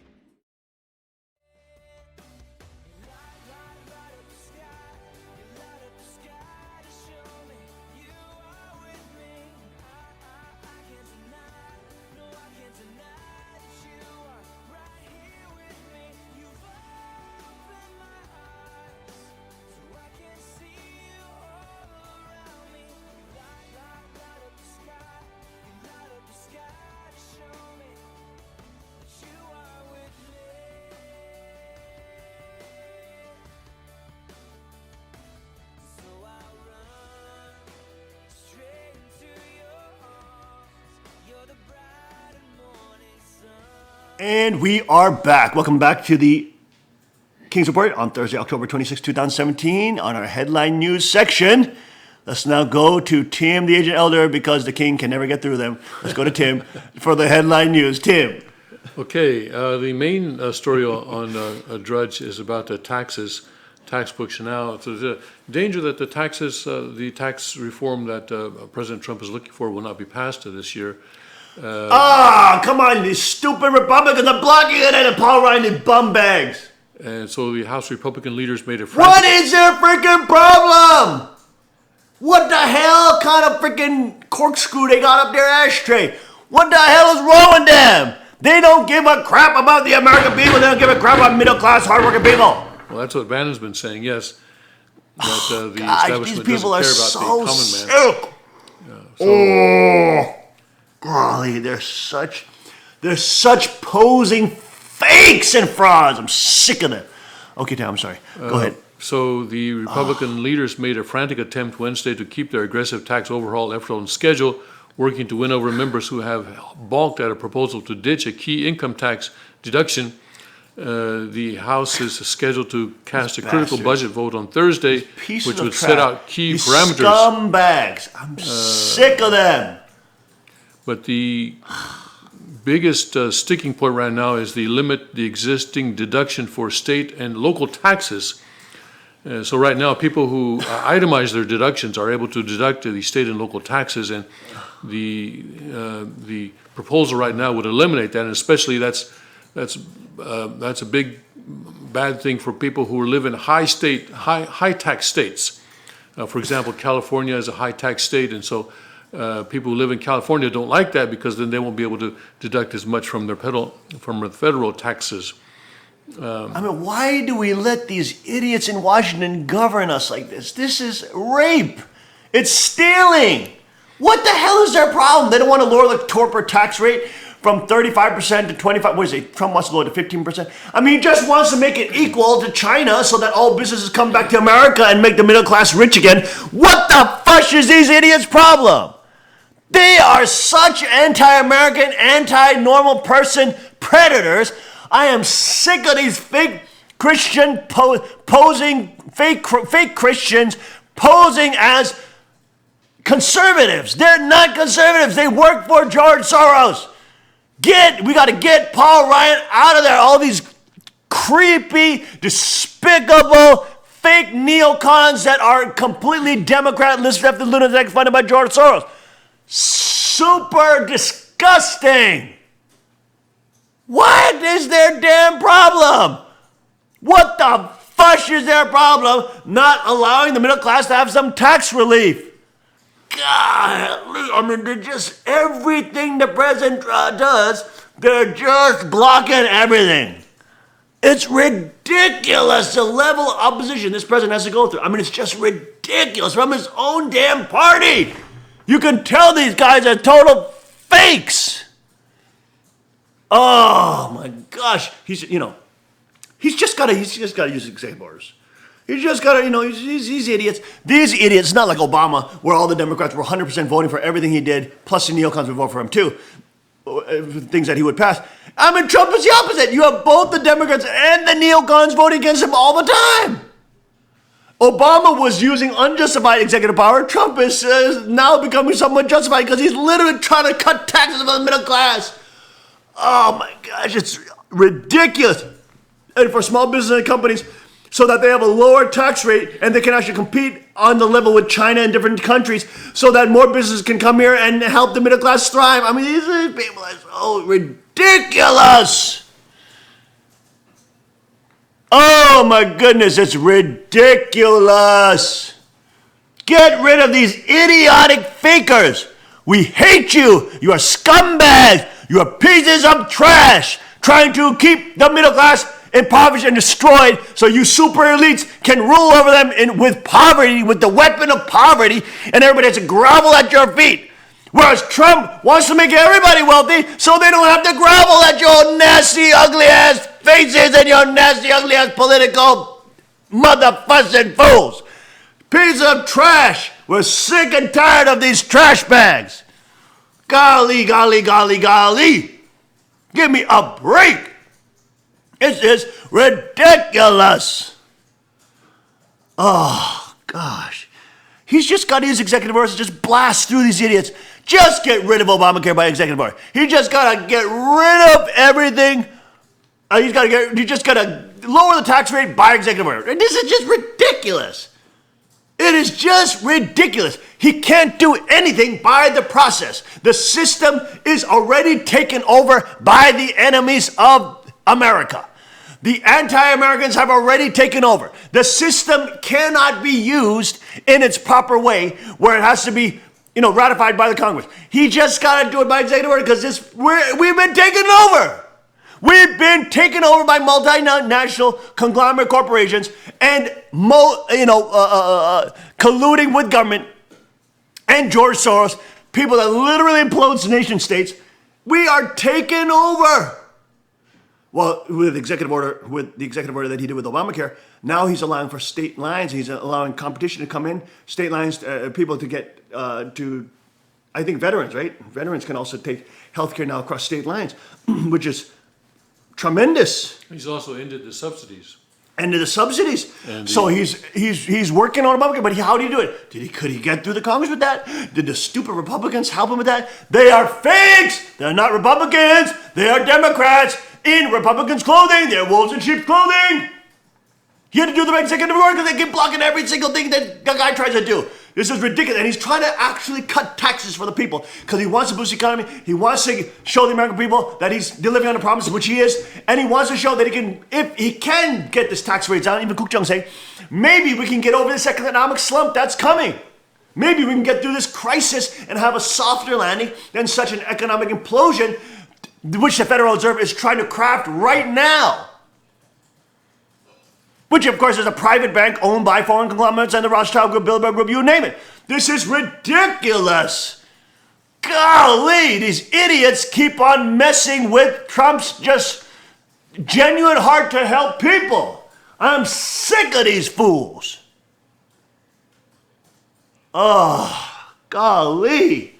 This is ridiculous. This is why we can't get to the damn headline news. Give me a break. Okay, Tim, go ahead. I'm sorry. Okay. All right. The current head of the Federal Reserve Board is coming to the end of Don't their get term. me started on the Federal Reserve Board. The Federal Reserve. These pathetic, business multinational crap. Okay, cancel that. Give me a break. Private bank owned by the Rothschild Group. Give me a freaking break. This is not a Federal Reserve. It says Federal Express. It's a private company. It's a private bank centralizing all power, monopolizing and destroying local bank power, and so that people do not have any competition to choose from, and thus the end user client is put in between a rock and a hard place, having to deal with just a multinational Wells Fargo and Chase Manhattan, which is owned by Standard Oil, which then is owned by the Bilderberg Group. I mean, this is so ridiculous. It's ridiculous. Okay, we won't go into that.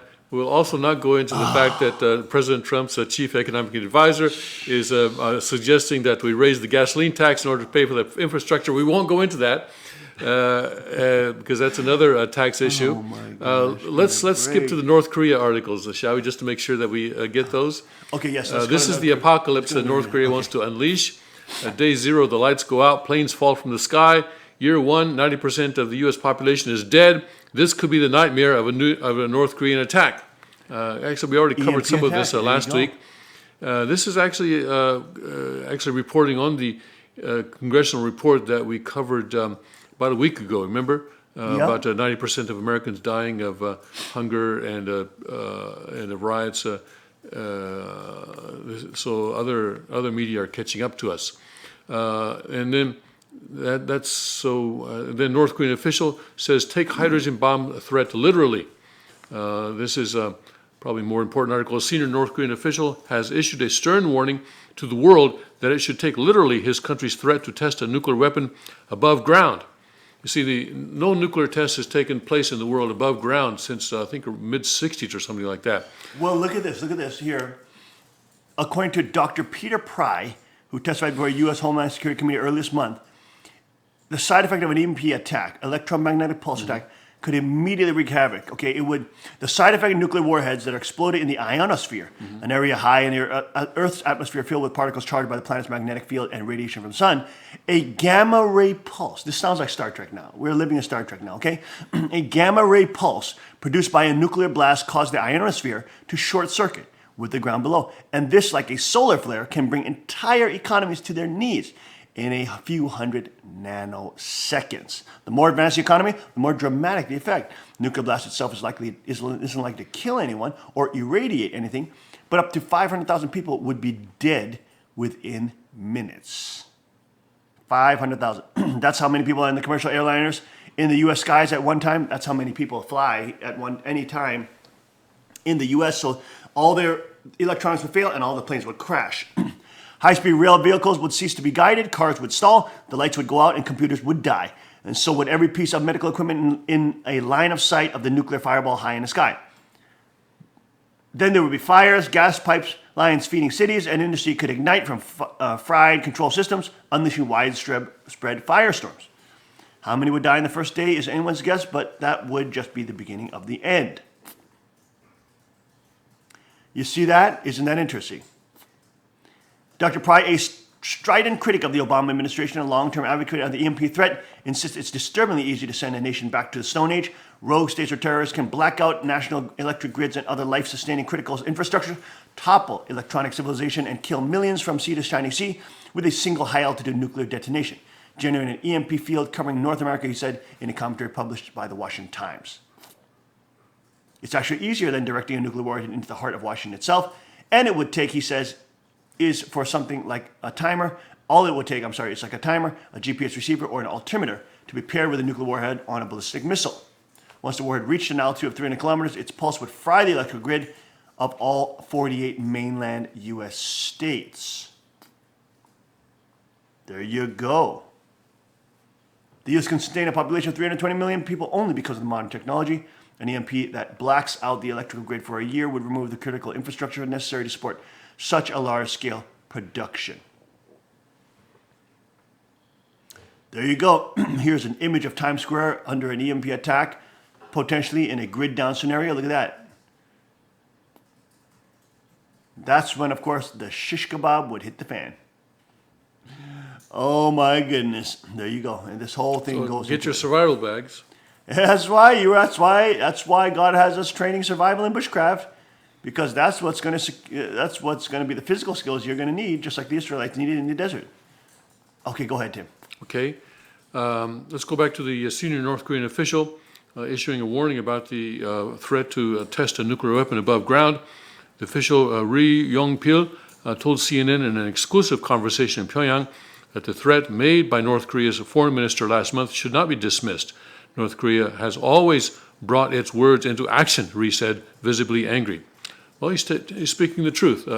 There's been a history of Western analysts and governments in not taking North Korea seriously, only to find out later that they actually do what they say. Speaking on a visit to New York for the United Nations Central General Assembly last month, Ri Yong-ho, the foreign minister, raised the possibility that North Korea could test a powerful hydrogen bomb over the Pacific Ocean. The threat came hours after U.S. President Donald Trump threatened to totally destroy North Korea in a speech to the UN. The foreign minister is very well aware of the intentions of our supreme leader, so I think you should take his words literally, Ri told CNN in Pyongyang. North Korea carried out the strongest of its 6 ever nuclear tests in early September, claiming to have used a hydrogen bomb. The UN responded to the test by imposing fresh sanctions on the rogue state, which North Korea doesn't care about. North Korea They too much don't anyway. give a shmita about that.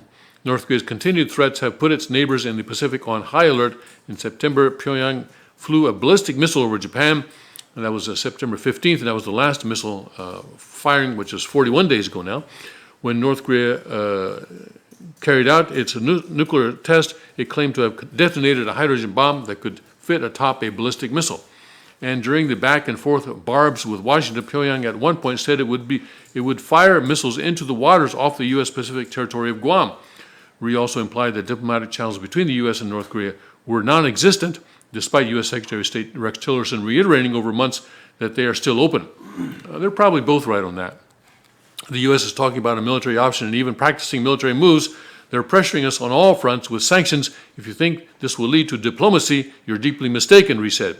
Ri's remarks come after Trump on Sunday boasted that the U.S. was prepared for anything when it comes to the North Korean nuclear crisis. We'll see what happens. We're so prepared like you wouldn't believe, he said in an interview with Fox Business Network's Maria Bartiromo. You would be shocked to see how totally prepared we are if we need to be, he added. Would it be nice to do that? The answer is yes. Will it happen? Who knows? Who knows? Maria. President Trump will be in South Korea during his trip to Asia next month, but will most likely forego a visit to the heavily fortified border between North Korea, a senior White House official told CNN. There you go. Thank you, Finn, for that update on the North Korean situation. We'll be right back after this short break. Stay with us.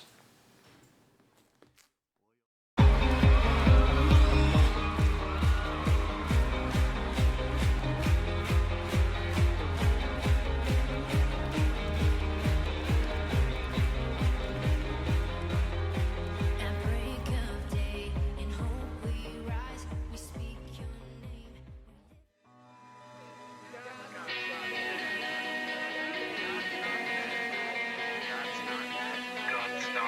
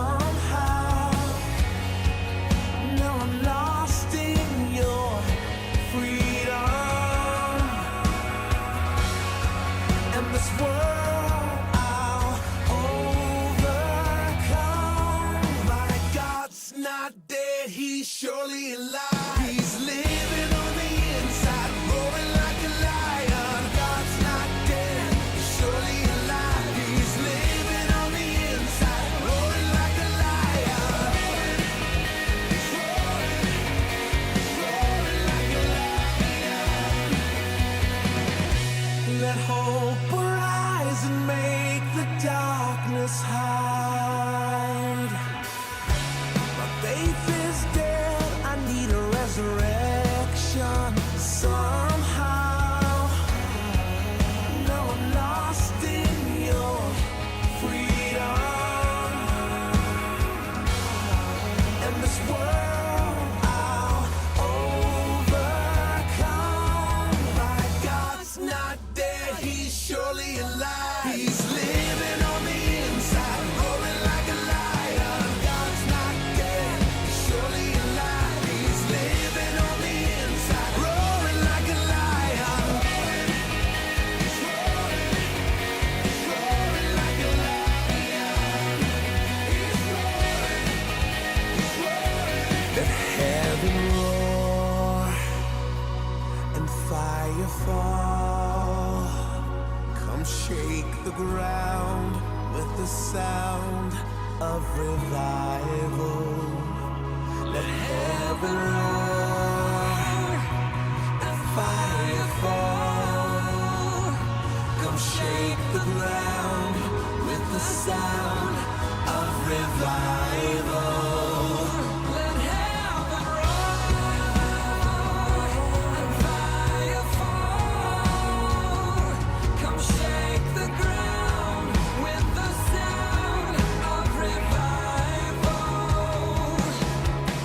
God's not dead, he's surely alive. He's living on the inside, roaring like a lion. God's not dead, he's surely alive. He's living on the inside, roaring like a lion.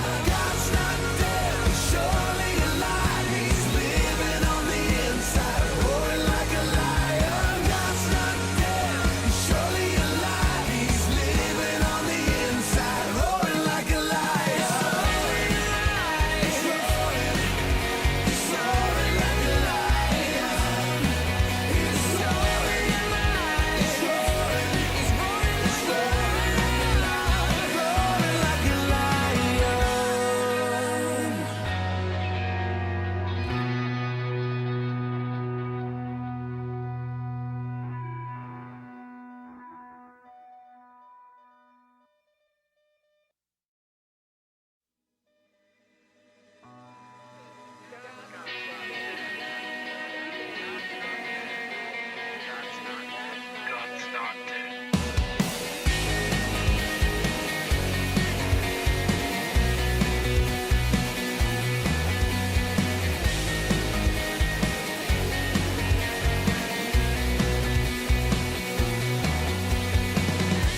Let love explode and bring the dead to life. A love so bold to see a revolution somehow.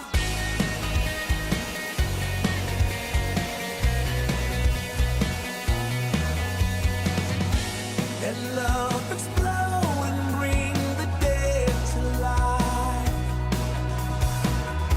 A love so bold to bring a revolution somehow.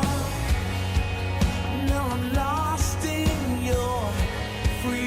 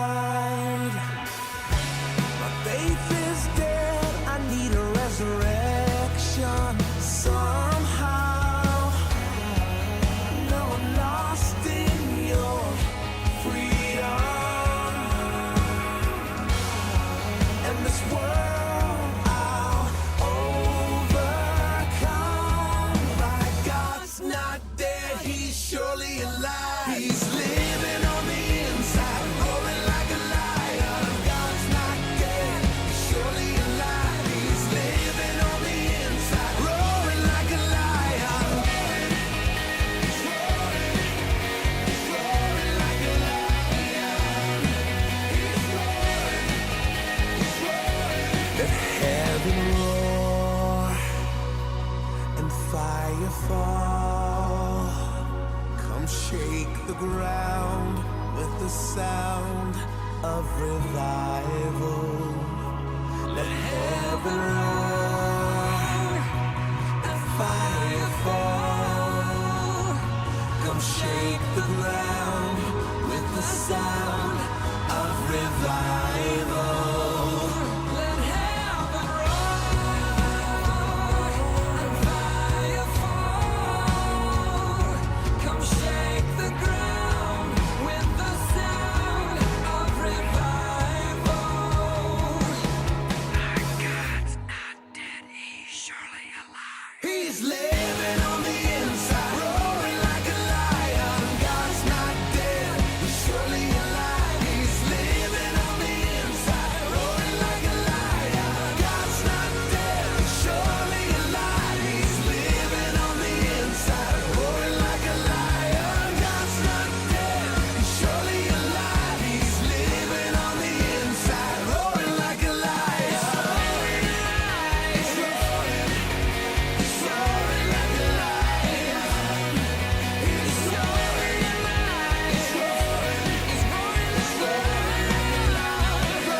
like a lion.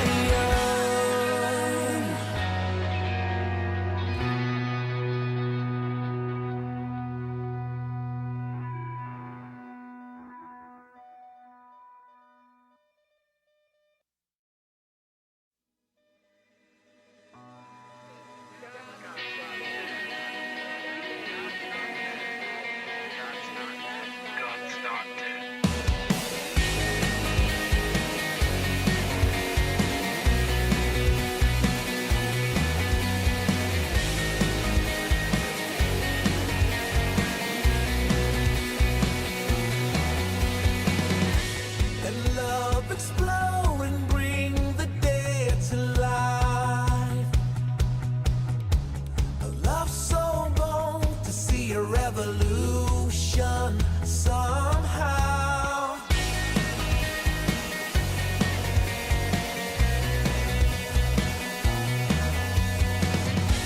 Let love explode and bring the dead to life. A love so bold to bring a revolution somehow. Now I'm lost in your freedom. And this world I'll overcome. My God's not dead, he's surely alive. He's living on the inside, roaring like a lion. God's not dead, he's surely alive. He's living on the inside, roaring like a lion. He's roaring like a lion. Let hope arise and make the darkness hide. My faith is dead, I need a resurrection somehow. Now I'm lost in your freedom. And this world I'll overcome. My God's not dead, he's surely alive. He's living on the inside, roaring like a lion. God's not dead, he's surely alive. He's living on the inside, roaring like a lion.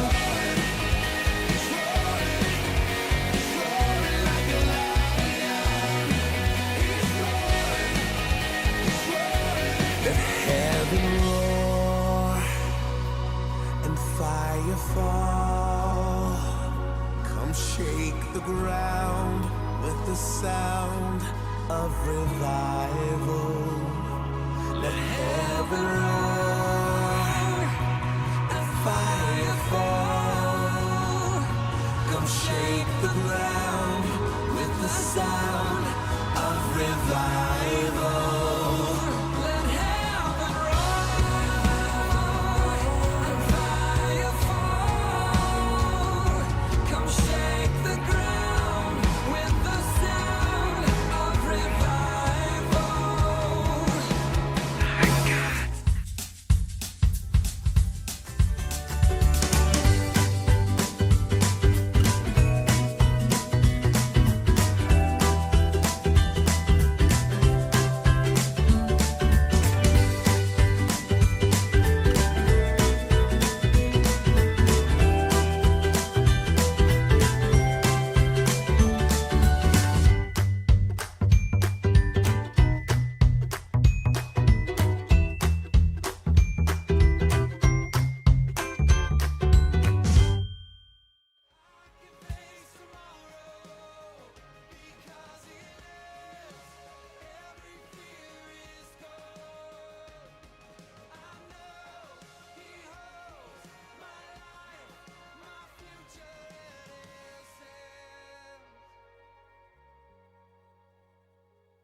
And we are back. Welcome back to the King's Report this Thursday, October 26, 2017. Second King reporting live from the Chunhyung Palace to all the kings and queens of the Kingdom of God. Today, we are joined by Dr. Paul Williams. And as the intro, as you'll see, this is an interview that was done on Tuesday. As you know, it's hard for people to get on the show at 5 in the morning, and especially if they're on the West Coast. Dr. Paul is he's in Scranton. But for other guests who are on the West Coast, it's absolutely impossible. They have to get up at 3, 4 in the morning to do a live interview. So sometimes we'll have to interview them in the evenings as for that. So that's why we have sometimes the interviews on different days or scheduled at other times, because it is generally hard for the normal population to get up at 5 in the morning.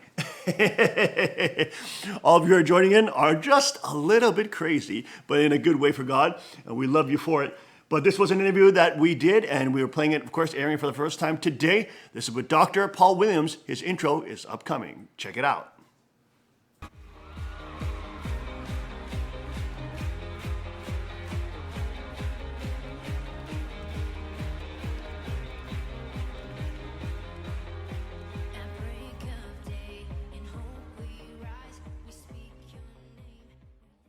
And we are back. Welcome back to King's Report, broadcasting live from the Chunhyung Palace. Second King reporting live to all the kings and queens of the Kingdom of God. We are now joined with Dr. Paul Williams, patriot, friend, incredible writer, former New York Times best-selling writer as well. Has many works on 15 different books on all sorts of topics. Investigative journalist, former FBI, and so he has done everything under the sun. A true man of God, with his new book out entitled "Among the Ruins: The Decline and Fall of the Roman Catholic Church." He's also a professor at Scranton University, adjunct professor there.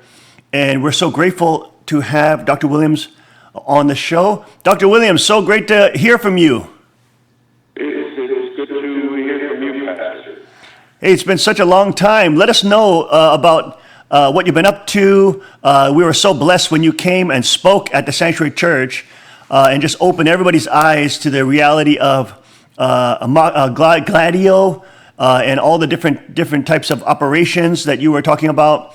We were definitely, a lot of people were woken up at that time politically, and it just helped to strengthen, the body of Christ to wake up, to be aware of what's going on, how Satan is moving, and how he utilizes real systems of politics, etc., to implement his will. So we're so grateful to be able to speak with you again.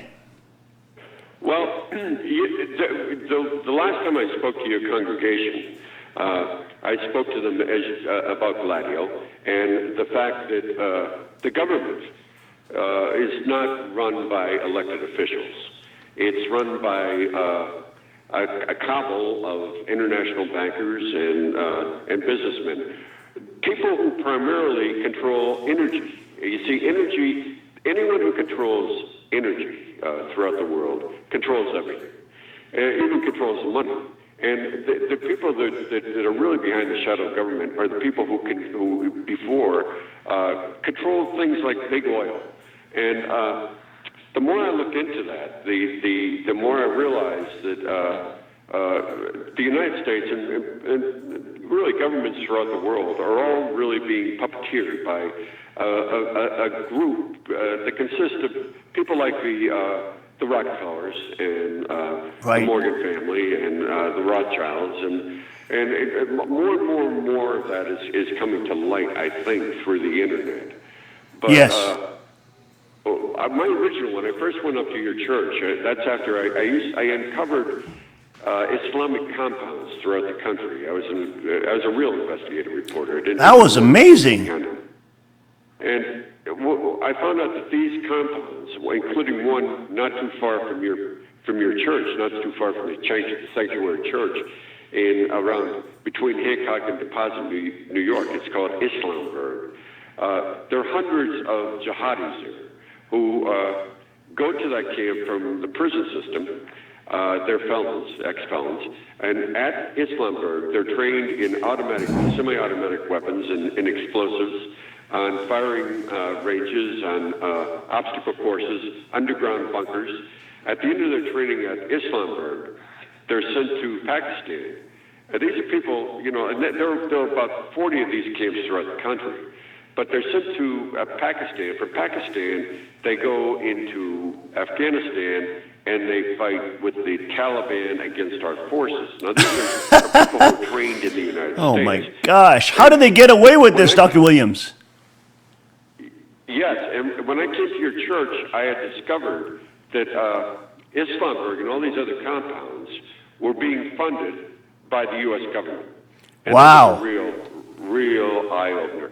The founder of Islamberg and Jamaat al-Fukr, the group that does all this training, is jihadi training throughout the United States.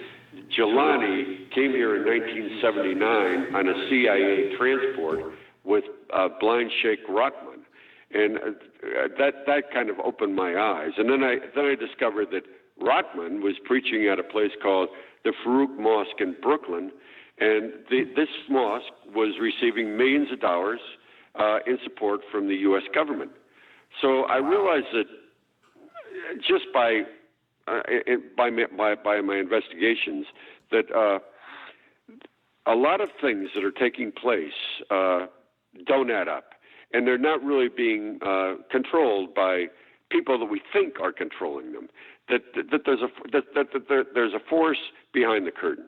Well, weren't you almost killed when you went into one of these compounds one time? You were chased off the property with armed. Oh yeah. Matter of fact, Pastor, if you go online and you'll see all these photographs. They were on Fox News. A guy by the name of Martin Moyer from the so-called Christian Action Network showed these photographs. They were taken by me. And but I think I'm the only one who actually went in there. And I went in there with a guy who definitely weighs about 350 pounds. And it's in a valley. I mean, when you're going down through the woods into this compound, and they're armed and dangerous, and they're ready to kill you. And when we got down to the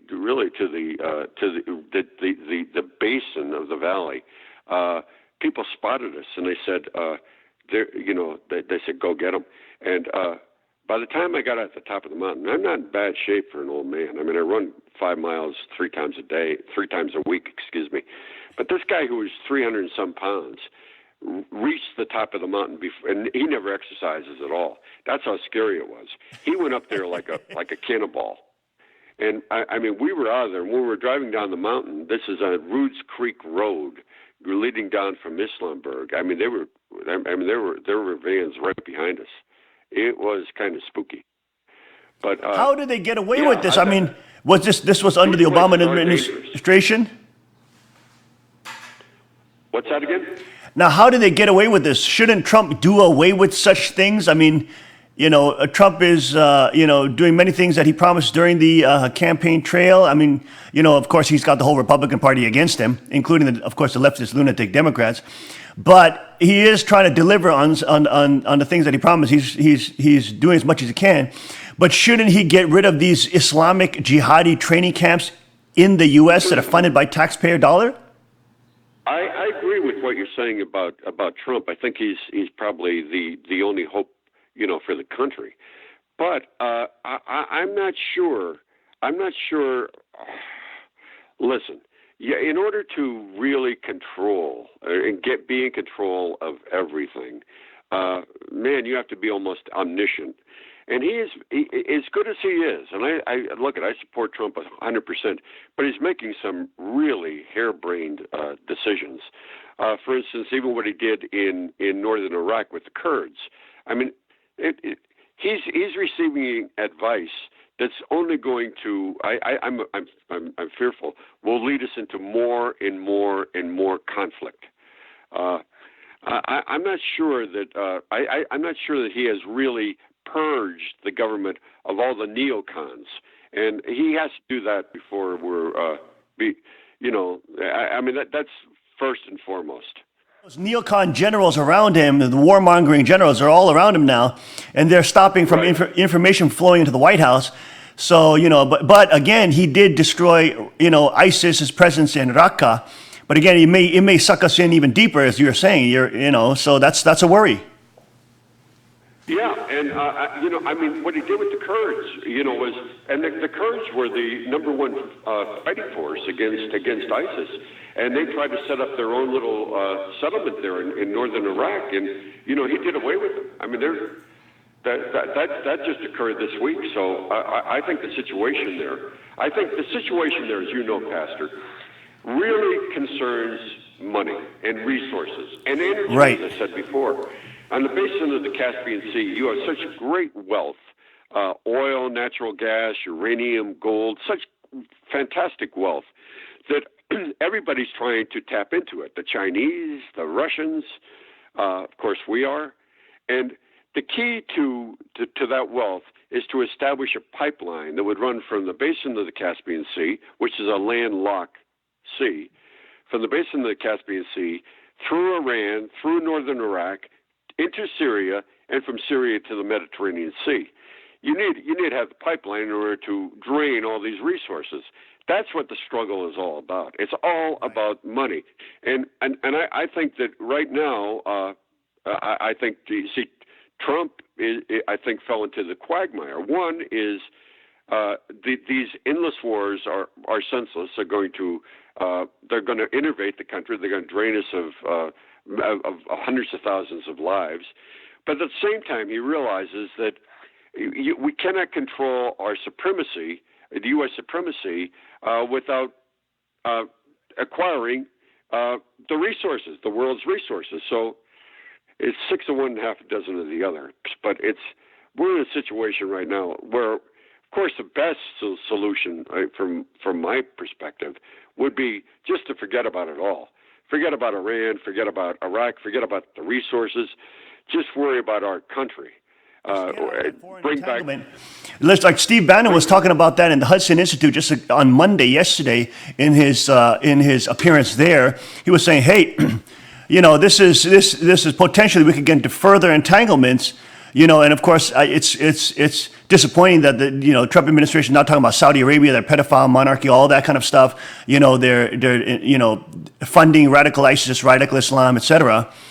So there are a lot of problems in the Middle East that But again, Trump is dealing with a billion things at once. It's like almost an impossible job to. I'm not an apologist for him or anything, but it just seems like the task before him is so titanic and so gargantuan. Oh, absolutely, and the fact is that Trump, his real enemies, your real enemies usually are those within your own fold, and I think he's finding that people like Mitch McConnell, of course, people like McCain and Graham, but Paul Ryan. Goodness. Corker. Do you see the new thing with Corker? Oh goodness. Yeah. If really the guy doesn't have a chance, and then you have the dogs barking at his tail like Mueller.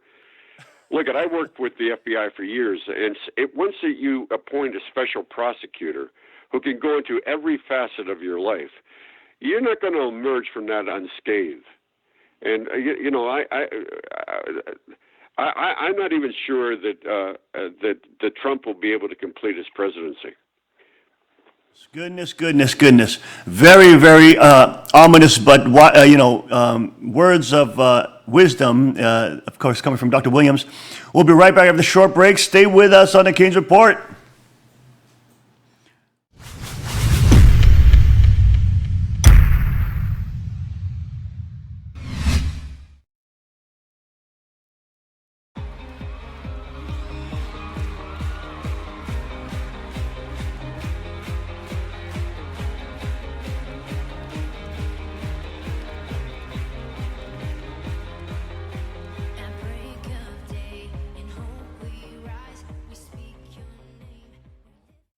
Car Arms, Magnum Research, and Auto Ordnance.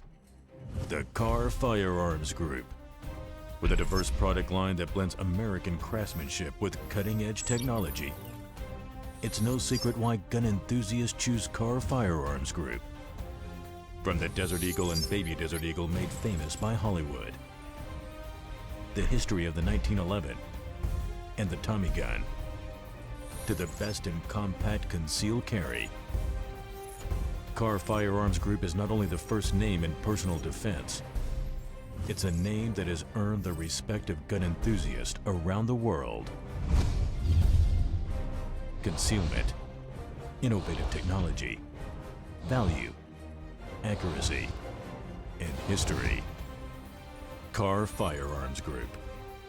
Made in the USA. Visit Carr.com today. Carr Arms, Magnum Research, and Auto Ordnance.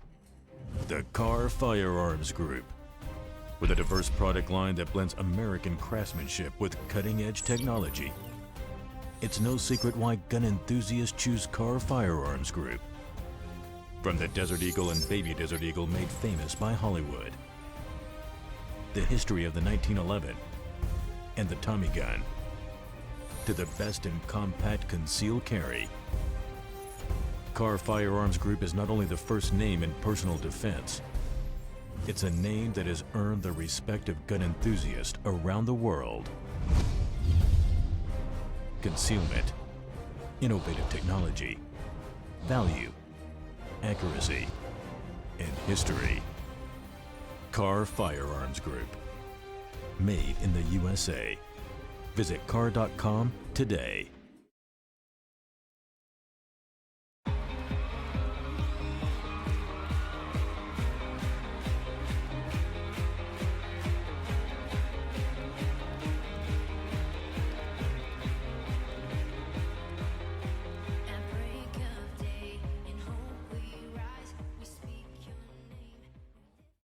Yeah, but I'll state that before, you know. Alrighty, we're back. Thank you. We're back with Dr. Williams, folks, on the King's Board. Welcome back, everybody. Now, Dr. Williams, after the break, we were talking about the Middle East, etc. But let's get to the topic of your new book that is coming out, Among the Ruins. I'm happy to hear that your previous books in Gladio in particular is now getting some good interest from the market. Yeah, it's being made into a series for AMC, and it should be the series should be up. The series won't be called Gladio; it's going to be called Sindana, and that should be aired. That will air probably within a year.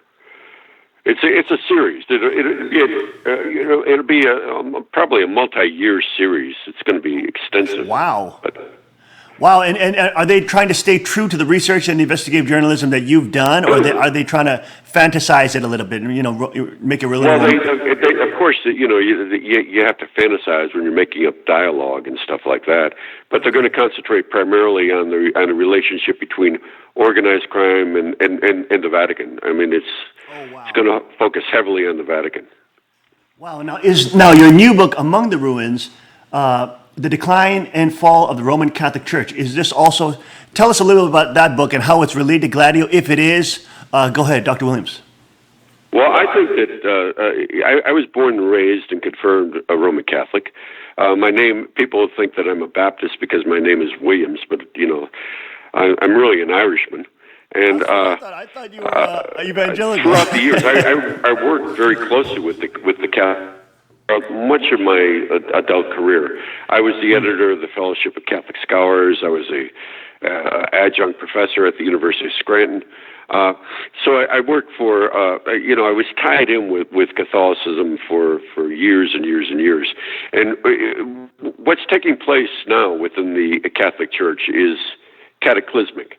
For instance, over the last few years, the Church has been losing over 400,000 members a year. That's with the influx. You got to realize that the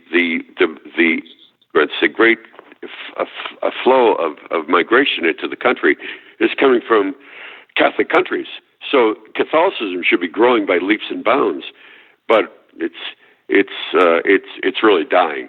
When I was in 1965, 75% of the Catholics went to Mass every week. That's also figure the 25% who didn't go. Most of them were infirm. They were sick. They were ailing. But 75% went every week. Now, less than 22% of the Catholics in the United States go to Mass at all. They never attend church. Wow. Entire practices of the Catholic Church have disappeared. Their belief structure has been eviscerated. And coupled with that, Pastor, you have the fact that, according to the Center for Applied Research at Georgetown, which is a Catholic school, 1 in 10 Catholic priests is a pedophile. 1 in 10. Wow. That 60% of the seminarians, Catholic seminarians, are practicing homosexuals. Oh, yeah. Wow. Yeah, wow. I mean, and even the corruption even goes deeper than that.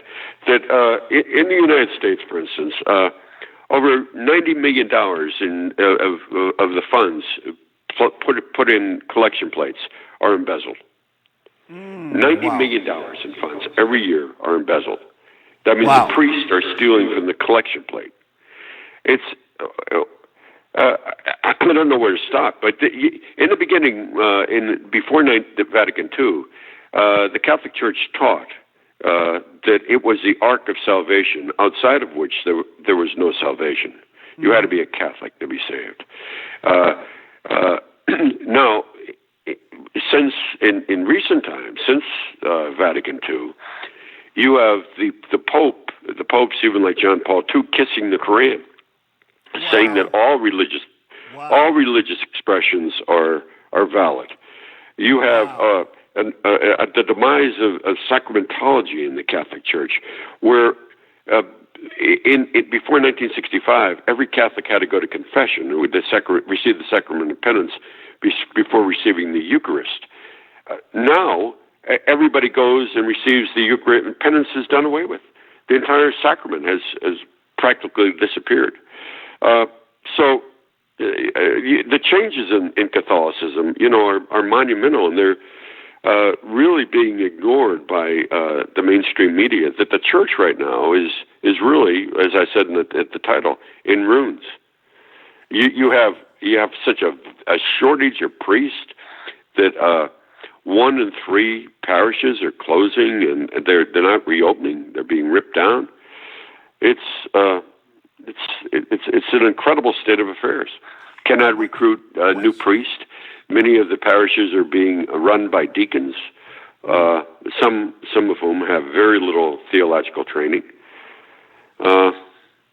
You have entire religious orders like the cloistered nuns, and there were hundreds of thousands of them before 1965.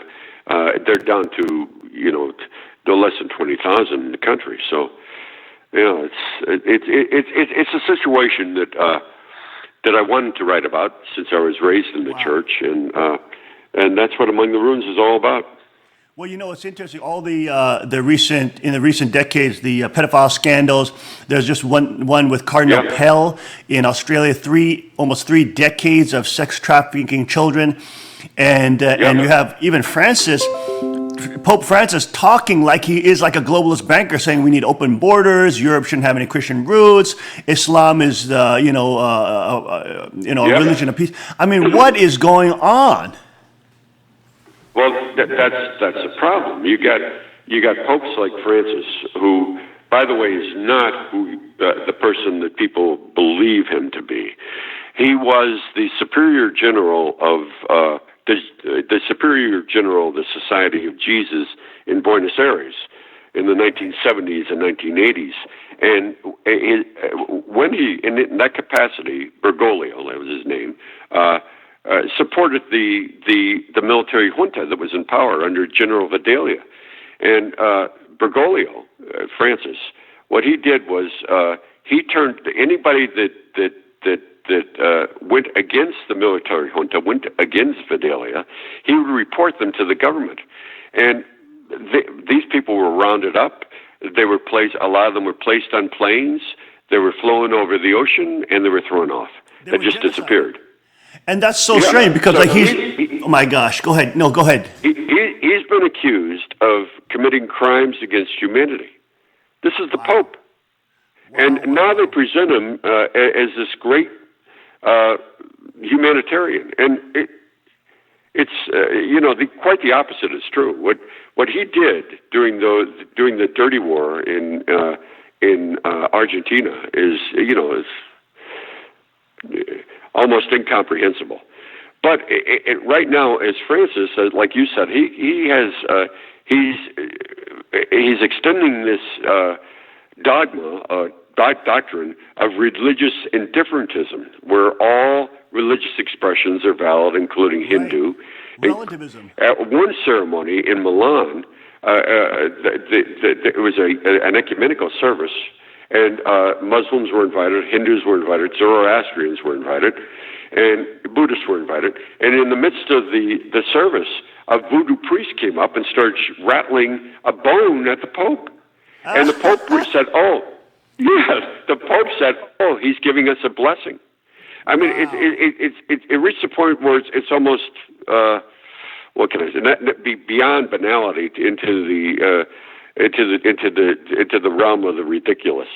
So, and despite Francis and the media attention that he is gathering, the Church continues to diminish in attendance and membership in all aspects of its life. Well, you also So he's done absolutely nothing to bring new people into the Church. Right. Now you also talked to us about when you were at when you spoke to our congregation about how the Vatican Bank historically was used by the intelligence agencies to funnel money during during Mussolini's time in Italy. Is that correct? Well, what happened? No, it came later. The Vatican Bank was established in 1972. I'm sorry, 1942. The CIA was established in 1947. When the CIA first came into existence, it didn't have any money for covert operations, and it began raising funds by working with the mafia and engaging in the heroin trade. And in 1947, in Italy, the Communist Party was set to take over the government. There were more communists in Italy than in any other country except Russia throughout the world. And the PCI, the Italian Communist Party, once again was set to take over the national election. The Vatican at that time, under Pope Pius XII, was greatly alarmed because if the communists came into power, they would nullify the Lateran Treaty of 1929, which would no longer grant the Vatican status as a separate country within Italy, and it would also do away with the Vatican's tax-exempt status. And the Vatican had enormous holdings throughout the country. So the Church, if the communists came into power in 1947, would be financially destitute. So the Vatican turned to the CIA for help to suppress the rise of the communists, which the CIA did with the mafia, Lucky Luciano and Vito Genovese. They used all types of techniques, including acts of incredible violence, to suppress the Italian Communist Party. And as a result of that, there was a union between the CIA, organized crime, and the Vatican. The Pope allowed the CIA to channel much of its dirty money and the mafia to channel its dirty money through the Vatican Bank. And the Vatican Bank was a perfect place to launder money because it's a separate entity within a sovereign state with no external scrutiny at all by anybody, not by Moneyvale, not by any oversee committee, not by anybody. So you could channel funds into the Vatican Bank, and from those funds that are placed in the Vatican Bank, the money could flow out into numbered accounts in Panama, in Liechtenstein, into Switzerland, and that's what happened. So it became the major laundry the Vatican Bank did for the drug money, and it could. Now, how is the Vatican Bank associated and or tied to the Rothschild banks, the International Bank of, the BIS, Bank of International Settlements, or the World Bank? Yeah. Is it connected at all to those organizations in your Well, research? the way it was connected to those banks. I mean, of course, those banks are really banks that control the central banks of governments. Right. Like the Bank of International Settlements, as you know, they oversee the Fed, they oversee the Deutsche Bank, they oversee the Bank of England, and that's quite different from the Vatican Bank. The parallel with the Vatican Bank would be something like the PCCI, that was run as primarily as a laundry, or the Nugan Hand Bank that was set up in Australia. Of course, the Vatican Bank. When you talk about the Bank of International Settlements, and and even like the Federal Reserve and the World Bank, you're talking about something that is kind of different than just. I mean, they function on a different level. Of course, the World Bank controls the International Monetary Fund. And, that's completely different from the Vatican Bank. The Vatican Bank really just benefited primarily from the type of exchanges I'm talking about, dirty money. Because for each exchange, every time they would launder money, they would charge 15%. So, that a great deal of their money, their research, that's how they became the wealthiest, the Catholic Church became one of the wealthiest institutions in the world. Prior to 1929, with the Lateran Treaty, the church was destitute, had less than $1 million in assets. Wow. Now, it's interesting because we just saw an article today about China and how China is taking over parts of the third world by lending the money, putting the countries into debt, and where they can't repay it, stealing their, all their assets, their natural resources, et cetera, which they put on as collateral, and now they just harvest the nations. Not only that, but as you know, they're now building a vast transit system that goes from northern Africa right into China, just to tap into these resources. And when they work with the third world countries, they're completely different than working with the IMF. I mean, they're not putting these restrictions on the government, and the governments in these third world countries look upon the Chinese as benefactors, because there's not a stipulation that the IMF controls part of your, the restructuring of your government. So they're very successful at that, the Chinese. Well, they're saying that they're going to help rebuild those nations. They go in, send Chinese to do the construction work and all the building, so they don't even employ the local people, and then they steal everything after they put you into debt. But they're not putting the restrictions on the government. They do that. You're absolutely right. Of course, the resources are being raped by China, but they're very successful. Look at eventually, people talk about the United States going to war with Russia, going to war with Iran. That's not going to happen. The real problem for the United States is China. China, there you are. And Dr. Williams, what do you think, real quick, before we end our broadcast right here, but what do you think about the whole North Korean issue? And, we just reported today, that's breaking news. I haven't seen it anywhere on Western media, but we just broke it today on the show. But we have a conservative commentator in Korea who did this detailed analysis. He's saying the U.S. is already bombing the North because it coincides the seismic tremors that are happening exactly near the nuclear facilities, and with the flight of the B-1B bombers and the different Air Force planes that are flying over North Korea. He's saying that the bombings have already begun. Well, I think, Pastor, you would be, for me to even speak about Korea to somebody like you would be ridiculous. But as you know, we created a lot of that problem. What we did was we completely disarmed the Japanese, and the Japanese, were their natural enemies. So we did that. We removed. Right now, what we should have been doing, since Dr. Khan had provided nuclear technology to North Korea, well, we should have certainly beefed up the nuclear capability of Southern Korea. But right. I don't understand why, if that's the case, I really doubt that we would get, I can't see the economic advantage for a war with North Korea. But I can once again, I think the real problem is China. Well, you have this whole issue with the whole economic crisis that's coming. You know, even though the stock market seems like it's just booming, everybody in the stock market world, you know, Jim Rogers, you know, Peter Schiff, Harry Dent, some of these people who have predicted every single bubble, they're saying there's a huge bubble coming, and you know, there's a big economic crisis coming, big economic bubble coming, and in that situation, a lot of these governments like to start wars, especially when they get found out that they're the ones who created these bubbles.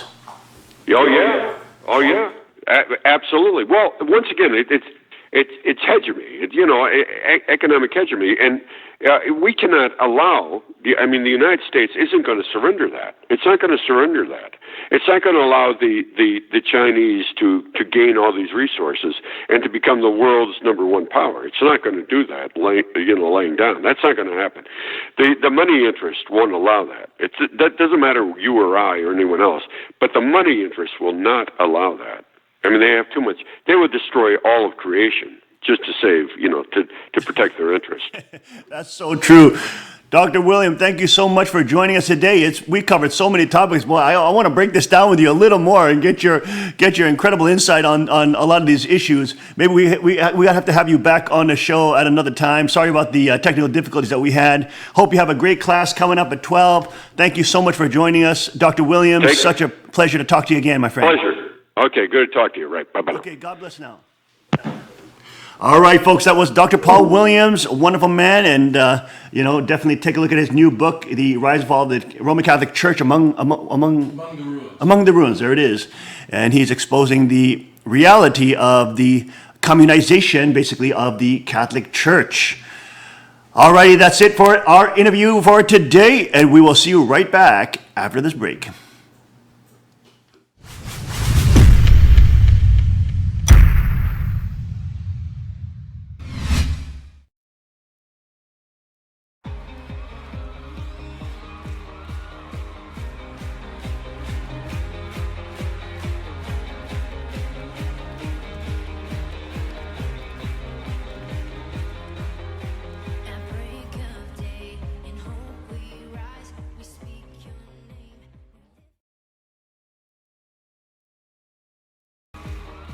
Car Arms, Magnum Research, and Auto Ordnance.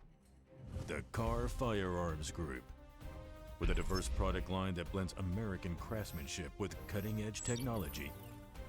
It's no secret why gun enthusiasts choose Car Firearms Group. From the Desert Eagle and Baby Desert Eagle made famous by Hollywood, the history of the 1911 and the Tommy gun, to the best in compact concealed carry. Car Firearms Group is not only the first name in personal defense, it's a name that has earned the respect of gun enthusiasts around the world. Concealment, innovative technology, value, accuracy, and history. Car Firearms Group, made in the USA. Visit car.com today.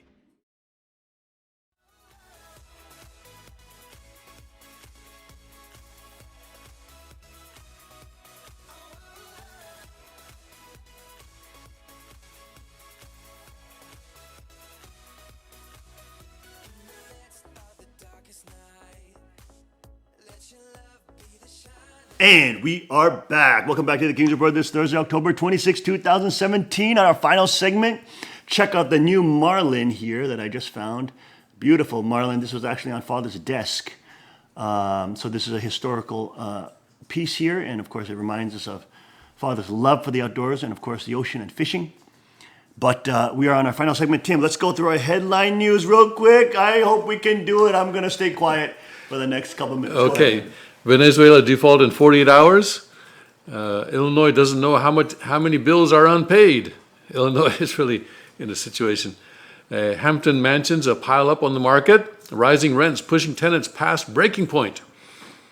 Saudi Arabia becomes first country to grant citizenship to robot. Oh, wait. Droids will have IQ of 10,000. Hold it down. DNA scan that can detect 1,800 diseases in newborns raises privacy concerns. Trump's approval hits new low in Fox News poll. I think it's about 38 or something like that. Rosie O'Donnell worried about surviving the presidency. I don't know if that's good news or bad. I'm sorry. Give me a break. More than 73,000 Puerto Ricans flee for Florida after Hurricane Maria. Let's see here. University student VP impeached after pledge protest. Kellogg's replacing cereal boxes after racism accusation. Let's get in a few from Breitbart News as well.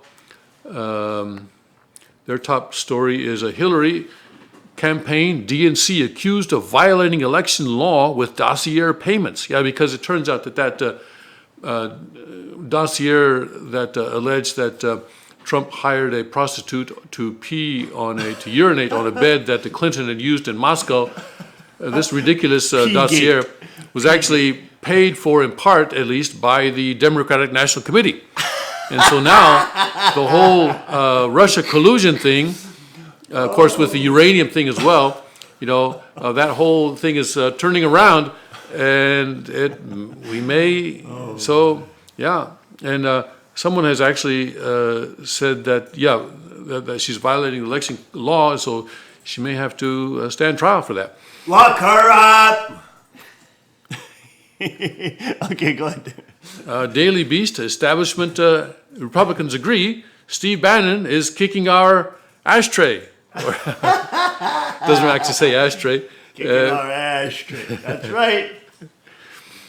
Let's see. There's also, this is not on here, but on Tucker Carlson last night, this needs to be mentioned.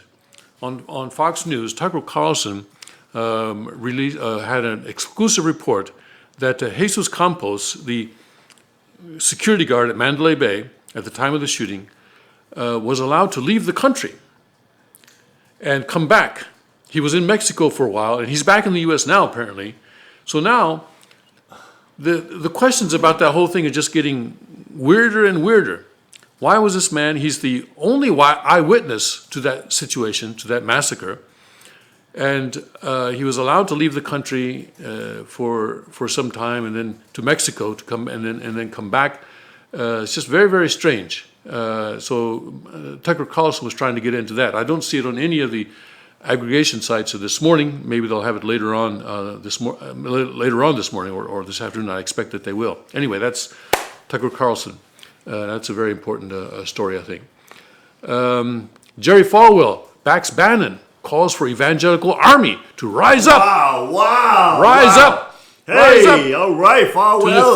To defeat fake Republicans. Yes. There we go. Wow, Falwell, fantastic. Yeah. That is fantastic. A left-wing PolitiFact admits Michael Moore is lying about Second Amendment. I'm not sure which lie they're talking about. GOP leader gets 1 million guest workers for food industry in trade for E-Verify. His lies out of his Jabba the Hutt pores. Go ahead. You just missed what I just said. Maybe that's a good thing. Maybe I'll just keep it. What was it? I won't repeat it. 1 million guest workers for food industry. Oh, there you go. Jabba the Hutt. He's happy. He's hungry and happy. Pollack says Flake, Corker hoping Trump will fall so they can take back their control of GOP. Flake. This is the guy from Snowflake, Arizona. Yes, An actual city yes. named Snowflake, Arizona. And the fool's name is also Flake. And he's also a social justice warrior, Flake. I mean, talk about, what is that, a triple entendre? A triple I think it's a hat trick in hockey anyway. He's a Flake. And his name is Flake. And he's from Snowflake, Arizona. And he's a social justice warrior, Snowflake. And another story about the Las Vegas situation. Las Vegas shooter's brother arrested for allegedly possessing child porn. There you go. I don't know. There's something more going on. There you go. Danny Tarkanian slams McConnell. Dean Heller for baseless smears against Steve Bannon. Oh, and it's already 8 o'clock, so I must mention, second game of the World Series last night. Astros beat the Dodgers. Boo. So now the series is tied 1-1. Baseball, boo! Baseball sucks. All right, folks, you heard it first on the Kings Report. Thank you for joining us Thursday, October 26, 2017. Make sure you get outside and enjoy the beautiful creation. Even just 5 minutes counts. Get out in God's playroom and playground. Get out there, praise Him at all times. Give Him all the glory. We are in the last end of days, so it is important for all the kings and queens of the kingdom of God to rise up, stand with your crowns and rod of iron with the King of Kings and His 3 kingships. We'll see you back tomorrow, 5 a.m. sharp on the King's Report. God bless Godspeed, and may His kingdom come. I'm headed outdoors now.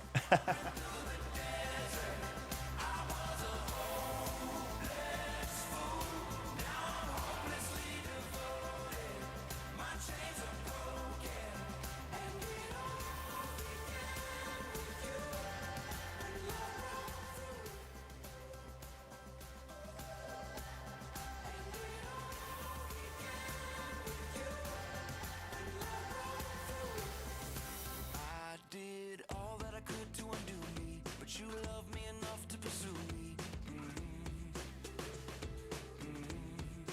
Yeah, you drew me out of the shadows, made me believe that I mattered to you. You were there, you heard my prayer in that broke down dusty room. It was the first time I said I'm yours, the first time I called you Lord.